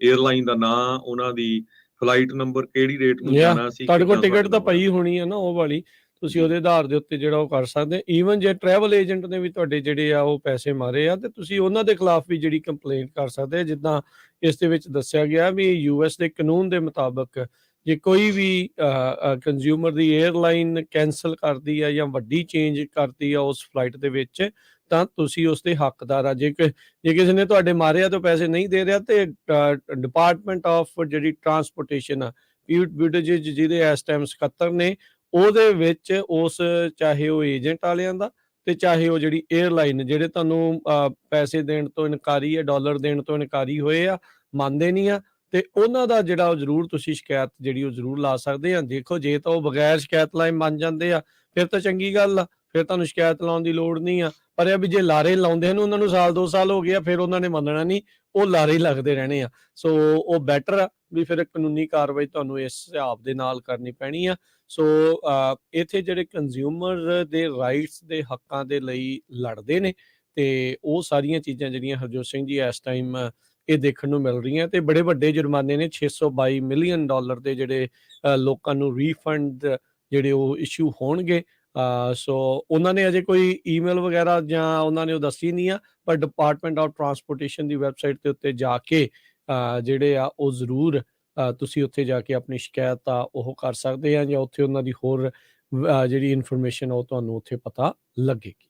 ਜੀ ਅਗਲੀ ਜਿਹੜੀ ਹਰਜੋਤ ਸਿੰਘ ਦੀ ਗੱਲ ਕਰਦੇ ਜਾਈਏ, ਬੇਕਰਸਫੀਲਡ ਦੇ ਇਲਾਕੇ ਦੀ ਇੱਕ ਫ੍ਰੀ ਔਨ ਟਰੱਕਿੰਗ ਕੰਪਨੀ ਆ, ਉਹਨਾਂ ਨੇ ਬੈਂਕਰਪਸੀ ਜਿਹੜੀ ਉਹ ਫਾਈਲ ਕਰ ਦਿੱਤੀ ਸੀ। ਕੱਲ ਦੇ ਹੀ ਕਹਿੰਦੇ ਆ ਵੀ ਇਹ ਚੀਜ਼ ਹੋਈ ਆ। ਉਸ ਤੋਂ ਬਾਅਦ ਦੇ ਵਿੱਚ ਕੀ ਹੋਇਆ ਵੀ ਜਿਹੜੇ ਉਸ ਕੰਪਨੀ ਦੇ ਨਾਲ ਕੰਮ ਕਰਨ ਵਾਲੇ ਸੀਗੇ, ਉਹਨਾਂ ਨੇ ਉਸ ਕੰਪਨੀ ਦੇ ਬਾਹਰ ਵੀ ਜਿਹੜੇ ਉਹ ਪਹੁੰਚੇ, ਰੇਡੀਓ ਤੇ ਵੀ ਕਾਲ ਆਈਆਂ, ਉੱਥੋਂ ਦਾ ਜਿਹੜਾ ਲੋਕਲ ਨਿਊਜ਼ ਚੈਨਲ ਸੀਗੇ ਉੱਥੇ ਉਹ ਵੀ ਉੱਥੇ ਪਹੁੰਚੇ, ਤਾਂ ਉਹਨਾਂ ਨੇ ਉਸ ਨਿਊਜ਼ ਚੈਨਲ ਨੂੰ ਆਪਣੀ ਜਿਹੜੀ ਉਹ ਗੱਲ ਦੱਸੀ। ਕਹਿੰਦੇ ਵੀ ਬਹੁਤ ਸਾਰੇ ਜਿਹੜੇ ਡਰਾਈਵਰਸ ਆ ਉਹ ਵੇਟ ਕਰ ਰਹੇ ਸੀਗੇ ਵੀ ਅਸੀਂ ਪੇ ਅਜੇ ਹੋਣਾ ਆ, ਪਰ ਉਸ ਤੋਂ ਪਹਿਲਾਂ ਹੀ ਇਹ ਬੈਂਕਰਪਸੀ ਜਿਹੜੀ ਉਹ ਹੋ ਗਈ। ਜਿਹੜੇ ਉੱਥੇ ਪਹੁੰਚੇ ਡਰਾਈਵਰ ਸੀ ਉਹਨਾਂ ਨੇ ਕਿਹਾ ਵੀ ਕਈਆਂ ਦੀ 1 ਵੀਕ ਤੋਂ ਲੈ ਕੇ 2 ਮਹੀਨੇ ਤੱਕ ਦੀ ਜਿਹੜੀ ਪੇ ਆ ਉਹ ਉੱਥੇ ਫਸੀ ਪਈ ਸੀਗੀ। ਉੱਥੇ 17 ਨਿਊਜ਼ ਦੇ ਨਾਲ ਗੱਲ ਕਰਦੇ ਹੋਏ ਫ੍ਰੀ ਔਨ ਕੰਪਨੀ ਦੇ ਹੀ ਇੱਕ ਟਰੱਕ ਡਰਾਈਵਰ ਹੋਲ ਹੁਆਰੇਜ਼, ਉਹਨੇ ਕਿਹਾ ਵੀ ਮੈਂ ਜਿਹੜਾ ਮੇਰਾ ਤਾਂ ਉਦਾਂ ਕਹਿੰਦੇ ਵੀ $2000 ਜਿਹੜਾ ਉਹ ਬਕਾਇਆ ਪਿਆ ਆ, ਮੈਨੂੰ ਮਿਲਣਾ ਸੀਗਾ। ਕਹਿੰਦੇ ਵੀ ਆਲਦੋ ਸੁਣਨ ਨੂੰ ਬਹੁਤ ਘੱਟ ਲੱਗਦਾ ਆ, ਪਰ ਮੇਰੇ ਵੀ ਬਿੱਲ ਆ, ਮੇਰੇ ਵੀ ਨਿਆਣੇ ਆ, ਮੇਰਾ ਵੀ ਪਰਿਵਾਰ ਆ, ਮੈਂ ਸਾਰਿਆਂ ਨੂੰ ਜਿਹੜਾ ਉਹ ਦੇਖਣਾ ਆ। ਪਰ ਕਹਿੰਦੇ ਵੀ ਜਿਹੜੇ ਮੇਰੇ ਕਲੀਗਸ ਆ ਉਹਨਾਂ ਨੇ ਕਈਆਂ ਨੇ ਦੱਸਿਆ ਵੀ ਕਈਆਂ ਦਾ $12,000 ਤੋਂ $16,000 ਵੀ ਜਿਹੜਾ ਉਹਨਾਂ ਦਾ ਜਿਹੜਾ ਉਹ ਦੇਣ ਵਾਲਾ ਸੀਗਾ। ਸੋ ਕੰਪਨੀ ਜਿਹੜੀ ਆ ਉਹ ਬੈਂਕਰਪਸੀ ਜਿਹੜੀ ਉਹ ਫਾਈਲ ਕਰ ਗਏ ਸੀਗੇ, ਤੇ ਉਹਨਾਂ ਨੂੰ ਕਹਿੰਦੇ ਵੀ ਕੰਪਨੀ ਜਿਹੜੀ ਆ ਫਾਈਨੈਂਸ਼ੀਅਲ ਪ੍ਰੋਬਲਮਸ ਦੇ ਵਿੱਚੋਂ ਲੰਘ ਰਹੀ ਸੀ, ਤੇ ਸੀਜ਼ਨ ਕਹਿੰਦੇ ਆ ਵੀ ਗੁੱਡ ਨਹੀਂ ਸੀਗਾ, ਤੇ ਇਹ ਸਾਰੀਆਂ ਚੀਜ਼ਾਂ ਦੇ ਚੱਲਦਿਆਂ ਜਿਹੜੇ ਫ੍ਰੀ ਔਨ ਕੰਪਨੀ ਆ ਉਹ ਬੈਂਕਰਪਸੀ ਉਹਨਾਂ ਨੇ ਰਿਪੋਰਟਡਲੀ ਜਿਹੜੀ ਉਹ ਫਾਈਲ ਕੀਤੀ ਸੀਗੀ 8 ਨਵੰਬਰ ਨੂੰ। ਇਸ ਤੋਂ ਇਲਾਵਾ ਉਹਨਾਂ ਨੇ ਕੋਈ ਹੋਰ ਇਸ ਤੋਂ ਵੱਧ ਜਿਹੜੀ ਉਹ ਜਾਣਕਾਰੀ ਨਹੀਂ ਦਿੱਤੀ, ਪਰ ਉਹਨਾਂ ਦੇ ਜਿਹੜੇ EMPLOYEES ਆ ਉਹ ਇਹ ਹੁਣ ਕਲੇਮ ਕਰ ਰਹੇ, ਕਥਿਤ ਤੌਰ ਤੇ ਦਾਅਵਾ ਕਰ ਰਹੇ ਆ ਵੀ ਇਸ ਕੰਪਨੀ ਨੇ ਸਾਨੂੰ ਪੇ ਕਰਨ ਤੋਂ ਜਿਹੜੇ ਉਹ ਪਿੱਛੇ ਜਿਹੜੇ ਉਹ ਰਹਿ ਗਏ ਆ। ਸੋ ਉੱਥੋਂ ਸੋ ਦੀ ਬਿਲਕੁਲ ਲੋਕਲ ਨਿਊਜ਼ ਇੱਕ ਤੇ ਆਇਆ। ਡਰਾਈਵਰ ਕਹਿ ਰਿਹਾ ਵੀ ਮੈਂ $450 ਆਪਣੀ ਪਾਕਟ ਦੇ ਵਿੱਚੋਂ ਟਾਇਰ ਨੂੰ ਫਿਕਸ ਕਰਨ ਲਈ ਦਿੱਤਾ, ਉਹ ਵੀ ਜਿਹੜਾ ਯੂਟਾ ਦੇ ਵਿੱਚ ਜਾਂਦਾ ਰਿਹਾ। ਇਸੇ ਤਰ੍ਹਾਂ ਇੱਕ ਆਪਣਾ ਪੰਜਾਬੀ ਟਰੱਕ ਡਰਾਈਵਰ ਰਵਿੰਦਰ ਸਿੰਘ, ਉਹ ਕਹਿੰਦਾ ਵੀ ਮੈਂ ਬੜਾ ਸ਼ੌਕਡ ਹਾਂ, ਇਹ ਸਾਰਾ ਕੁਝ ਇਦਾਂ ਕਿਵੇਂ ਵਾਪਰਿਆ, ਮੈਂ ਕਈ ਦਿਨਾਂ ਤੋਂ ਕਾਲਾਂ ਵੀ ਕਰ ਰਿਹਾ, ਕੋਈ ਫੋਨ ਹੀ ਨਹੀਂ ਚੱਕ ਰਿਹਾ ਹੈਗਾ। ਇਸੇ ਤਰ੍ਹਾਂ ਇੱਕ ਹੋਰ ਐਕਸ ਟਰੱਕ ਡਰਾਈਵਰ ਉਹ ਕਹਿੰਦਾ ਆ ਵੀ ਕੋਈ ਕਾਲਾਂ ਉੱਥੇ ਕੋਈ ਨਹੀਂ ਚੱਕ ਰਿਹਾ ਹੈਗਾ, ਵੀ ਸਾਡੇ ਇੰਨੇ ਜਿਹੜੇ ਪੈਸੇ ਆ ਉਹ ਮਰ ਗਏ ਹੈਗੇ ਆ। Eastern district of California US bankruptcy court ਨੇ ਕਿਹਾ ਵੀ ਫ੍ਰੀ ਔਨ ਨੇ ਬੈਂਕਰਪਸੀ ਨਵੰਬਰ 8 ਨੂੰ ਫਾਈਲ ਕਰ ਦਿੱਤੀ ਹੈਗੀ ਆ ਜੀ। ਤੇ ਇਸ ਤੋਂ ਪਹਿਲਾਂ ਪਿਛਲੇ 8 ਸਾਲਾਂ ਦੇ ਦੌਰਾਨ ਕਦੇ ਵੀ ਕਿਸੇ ਨੇ ਇਹ ਬੈਂਕਰਪਸੀ ਉਸ ਕੰਪਨੀ ਨੇ ਨਹੀਂ ਫਾਈਲ ਕੀਤੀ। ਰਵਿੰਦਰ ਸਿੰਘ ਜੋ ਟਰੱਕ ਡਰਾਈਵਰ ਆ ਉਹ ਕਹਿੰਦੇ ਵੀ ਮੇਰਾ 5 ਸਾਲਾਂ ਦਾ ਟਰੱਕਿੰਗ ਦਾ ਐਕਸਪੀਰੀਅੰਸ ਆ, ਵੀ ਮੈਂ ਕਦੇ ਵੀ ਇਦਾਂ ਦੀ ਚੀਜ਼ ਜਿਹੜੀ ਆ ਵਾਪਰਦੀ ਉਹ ਨਹੀਂ ਦੇਖੀ ਹੈਗੀ। ਸੋ ਕਾਫੀ ਰੌਲਾ ਰੱਪਾ ਪਿਆ, ਕਾਫੀ ਵੱਡੀ ਗਿਣਤੀ 'ਚ ਉੱਥੇ ਪ੍ਰੋਟੈਸਟ ਵੀ ਕਰ ਰਹੇ ਸੀ, ਜਿਨ੍ਹਾਂ 'ਚ ਪੰਜਾਬੀ ਵੀ ਕਾਫੀ ਟਰੱਕਰਸ ਸੀਗੇ। ਬਿਲਕੁਲ ਹਰਜੋਤ ਸਿੰਘ ਜੀ। ਸੋ ਇਹ ਜਿਹੜੀਆਂ ਚੀਜ਼ਾਂ ਉਹ ਦੇਖਣ ਨੂੰ ਮਿਲੀਆਂ ਆ, ਤੇ ਡਰਾਈਵਰ ਜਿਹੜੇ ਇਸ ਟਾਈਮ ਬੜੇ ਪਰੇਸ਼ਾਨ ਨੇ, ਖਾਸ ਕਰਕੇ ਭਾਈ ਜਿਨ੍ਹਾਂ ਨੇ ਕੰਮ ਕੀਤਾ ਤੇ ਉਹਨਾਂ ਨੂੰ ਜੇ ਉਹ ਨਹੀਂ ਮਿਲੇ। ਹੁਣ ਬੈਂਕਰਪਸੀ ਹੋ ਗਈ ਆ, ਹੁਣ ਕੀ ਹੋਊਗਾ? ਮਿਲੀਅਨਸ ਆਫ ਡਾਲਰ ਦੇ ਉਹਨਾਂ ਦੇ ਐਸੈਟ ਜਿਹੜੇ ਉਹ ਜ਼ਰੂਰ ਦੱਸੇ ਜਾਂਦੇ ਆ, ਪਰ ਨਾਲ ਹੀ ਜਿਹੜੇ ਕ੍ਰੈਡੀਟਰਸ ਹੈਗੇ ਆ, ਉਹਨਾਂ ਨੇ ਵੀ ਜਿਹੜਾ ਉਹ ਸਾਰੇ ਐਸੈਟਸ ਦੇ ਵੱਲ ਨੂੰ ਜਿਹੜਾ ਉਹ ਆਉਣਾ ਹੁੰਦਾ ਆ ਕਿ ਇਹ ਵਿਚਾਰੇ ਡਰਾਈਵਰਾਂ ਨੂੰ ਮਿਲ ਸਕੂਗਾ ਕੁਛ ਕਿ ਨਹੀਂ। ਇਹ ਬੜਾ ਜਿਹੜਾ ਔਖਾ ਕੰਮ ਆ। ਭਾਈ ਸਾਰਿਆਂ ਨੂੰ ਸਹੀ ਜਿਹੜਾ ਉਹ ਰਹਿਣਾ ਚਾਹੀਦਾ, ਸਹੀ ਚੱਲਣਾ ਚਾਹੀਦਾ ਹੈ। ਕੰਮ ਕਰਾਉਂਦੇ ਆ, ਕੰਮ ਦੇ ਪੇ ਕਰੋ, ਤੇ ਜਿਹੜੇ ਕੰਮ ਵੀ ਕਰ ਰਹੇ ਆ ਵੀ ਭਾਈ ਜੇ ਤੁਹਾਨੂੰ ਲੱਗ ਰਿਹਾ ਵੀ ਉਹ ਠੀਕ ਨਹੀਂ ਆ, ਇੰਨੇ 2-2 ਮਹੀਨੇ ਦੀ ਤਨਖਾਹਾਂ ਨਹੀਂ ਤੁਹਾਨੂੰ ਮਿਲ ਰਹੀਆਂ, ਤਾਂ ਭਾਈ ਫਿਰ ਤੁਹਾਨੂੰ ਵੀ ਜਿਹੜਾ ਉਹ ਜ਼ਰੂਰ ਕੁਛ ਨਾ ਕੁਛ ਹੋਰ ਪਾਸੇ ਵੱਲ ਨੂੰ ਵੀ ਜਿਹੜਾ ਉਹ ਨਾਲ ਹੀ ਦੇਖ ਲੈਣਾ ਚਾਹੀਦਾ ਹੈ। ਜੀ, ਸੋ ਬਿਲਕੁਲ ਇਹ ਦੱਸਦੀ ਜਾਈਏ, ਜਿਹੜੀ ਫ੍ਰੀ ਔਨ ਟਰੱਕਿੰਗ ਕੰਪਨੀ ਆ 2015 ਚ ਸ਼ੁਰੂ ਹੋਈ ਸੀ 5 ਟਰੱਕਾਂ ਦੇ ਨਾਲ, ਤੇ ਕਹਿੰਦੇ 250 ਦੇ ਕਰੀਬ ਉਹਨਾਂ ਦੇ ਕੋਲ ਟਰੱਕ ਹੈਗੇ ਆ, ਤੇ ਮਾਲਕ ਵੀ ਉਹਨਾਂ ਦੇ ਜਸਪ੍ਰੀਤ ਕੌਰ ਤੇ ਦਿਗਵਿਜੇ ਸਿੰਘ ਦੋਨੋਂ ਹੀ ਪੰਜਾਬੀ ਆ। ਜੀ ਜੀ ਜੀ।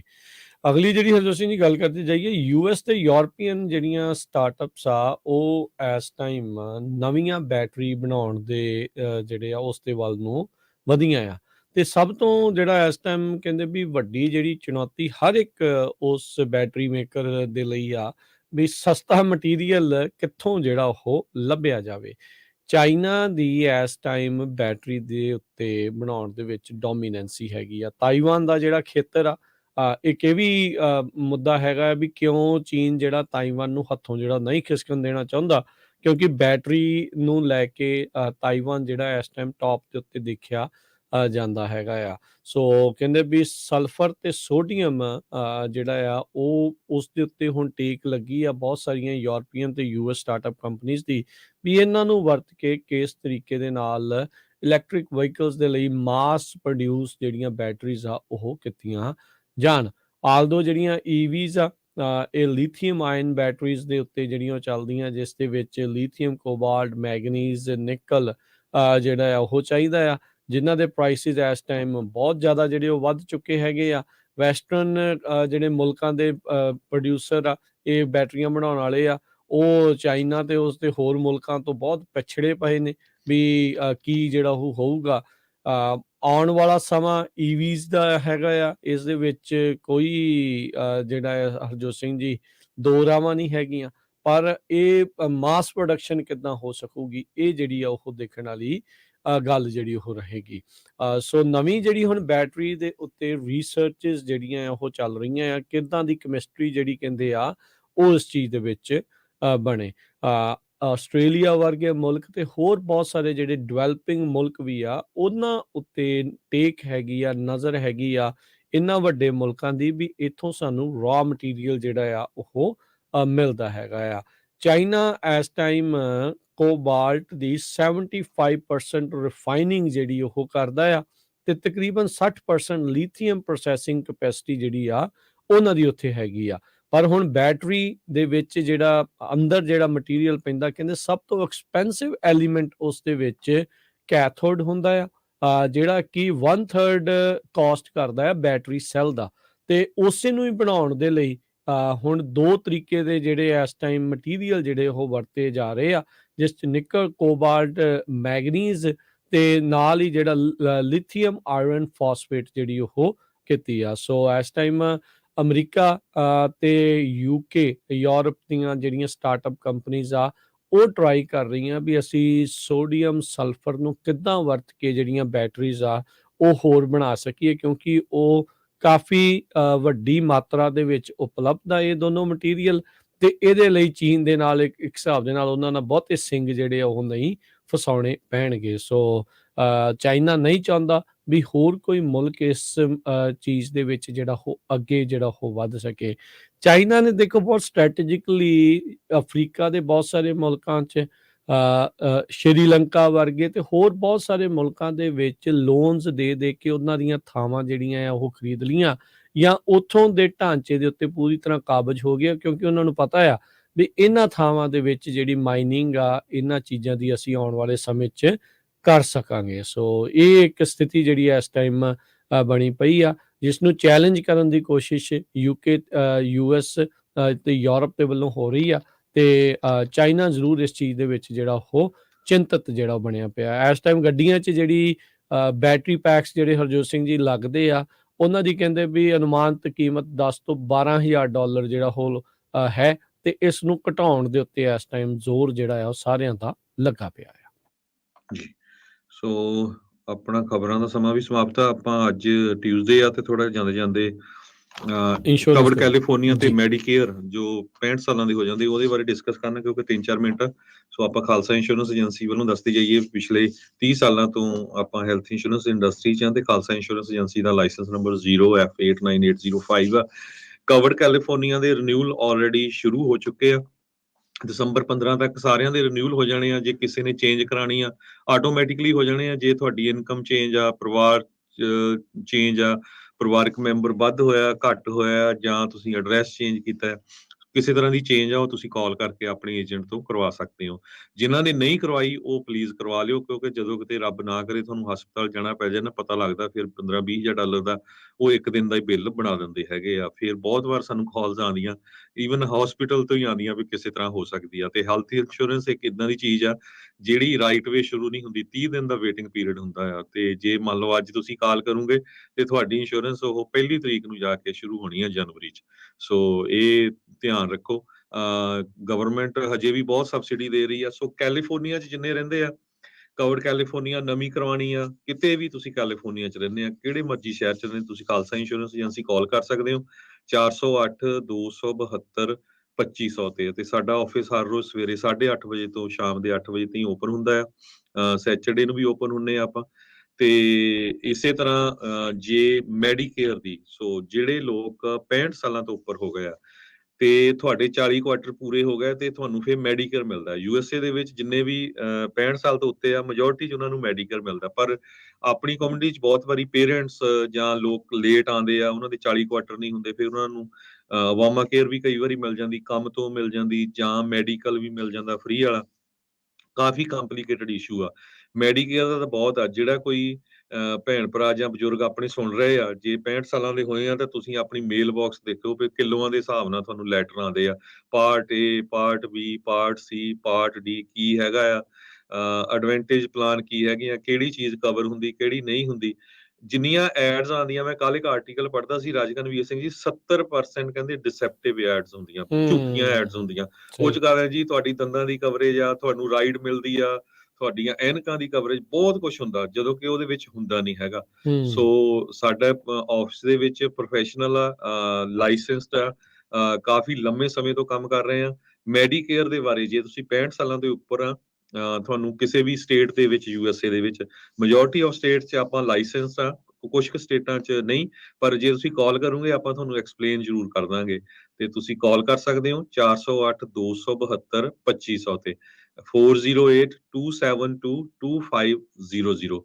ਸੋ ਮੈਡੀਕੇਅਰ ਦੇ ਲਈ, ਚਾਹੇ ਤੁਸੀਂ ਕੈਲੀਫੋਰਨੀਆ ਰਹਿੰਦੇ ਆ, ਵਾਸ਼ਿੰਗਟਨ ਰਹਿੰਦੇ ਆ, ਨਵਾਡਾ, ਐਰੀਜ਼ੋਨਾ, ਵਿਸਕੌਨਸਨ, ਇੰਡੀਆਨਾ, ਟੈਕਸਸ, ਸਾਰੀਆਂ ਸਟੇਟਸ ਦੇ ਵਿੱਚ ਮੈਜੋਰਟੀ 'ਚ ਆਪਾਂ ਕਰਦੇ ਹੈਗੇ ਆ।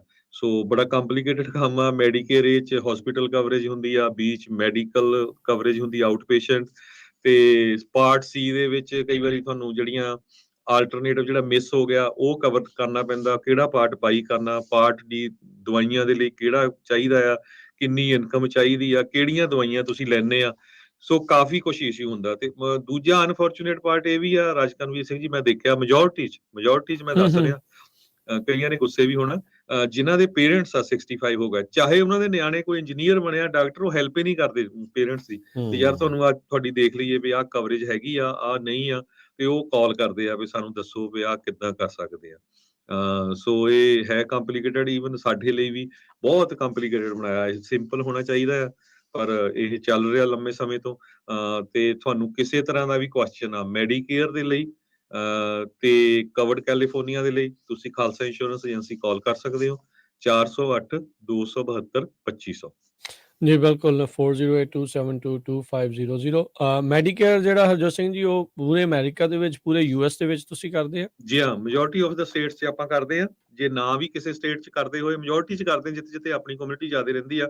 ਪਰ ਆਪਾਂ ਤੁਹਾਨੂੰ ਦੱਸ ਦਾਂਗੇ ਕੀ ਕੀ ਚਾਹੀਦਾ, ਤੁਹਾਨੂੰ ਕਿੱਥੋਂ ਕੀ ਹੈਲਪ ਲੈ ਸਕਦੇ ਆ। ਤੇ ਜਿਹੜਾ ਹੈਲਥ ਇੰਸ਼ੋਰੈਂਸ ਆ ਉਹ ਸਿਰਫ ਕੈਲੀਫੋਰਨੀਆ 'ਚ? ਕਵਰਡ ਕੈਲੀਫੋਰਨੀਆ ਉਹ ਸਿਰਫ ਆਪਾਂ ਕੈਲੀਫੋਰਨੀਆ 'ਚ ਕਰਦੇ ਆ। ਜੀ ਬਿਲਕੁਲ। ਸੋ ਸਰੋਤਿਓ, ਇਹਨਾਂ ਦੇ ਨਾਲ ਤੁਸੀਂ ਸੰਪਰਕ ਤੇ ਕਰ ਨਾਲੇ ਇਹ ਵੀ ਸਕਦੇ। ਦੱਸਦੇ ਜਾਈਏ, ਅਸੀਂ ਬ੍ਰੋਕਰ ਆ, ਕੱਲੀ ਇੱਕ ਕੰਪਨੀ ਨਾਲ ਨਹੀਂ ਕਰਦੇ। ਲਗਭਗ ਜਿੰਨੀਆਂ ਵੀ ਮੇਜਰ ਕੰਪਨੀਆਂ ਹੈਗੀਆਂ ਮੈਡੀਕੇਅਰ ਦੀਆਂ, ਚਾਹੇ ਉਹ ਯੂਨਾਈਟਿਡ ਹੈਲਥ ਆ, ਬਲੂ ਕ੍ਰਾਸ ਆ, ਬਲੂ ਸ਼ੀਲਡ ਆ, ਐਟਨਾ ਆ, ਹੁਮਾਨਾ ਆ, ਆਪਾਂ ਸਾਰਿਆਂ ਨਾਲ ਕਰਦੇ ਆ। ਬਹੁਤ ਵਾਰ ਤੁਸੀਂ ਦੇਖਿਆ ਹੋਊਗਾ, ਕਈ ਵਾਰੀ ਕਈ ਬ੍ਰੋਕਰ ਹੁੰਦੇ ਉਹ ਇੱਕ ਹੀ ਕੰਪਨੀ ਨਾਲ ਕਰਦੇ ਆ, ਪਰ ਜਿਹੜੀਆਂ ਕੰਪਨੀਆਂ ਆ ਉਹਨਾਂ ਦੇ ਬੈਨੀਫਿਟ ਵੀ ਡਿਫਰੈਂਟ ਆ। ਇੱਕ ਕਾਉਂਟੀ 'ਚ ਹੋਰ ਆ, ਦੂਜੀ 'ਚ ਹੋਰ ਆ, ਤੀਜੀ 'ਚ ਹੋਰ ਆ।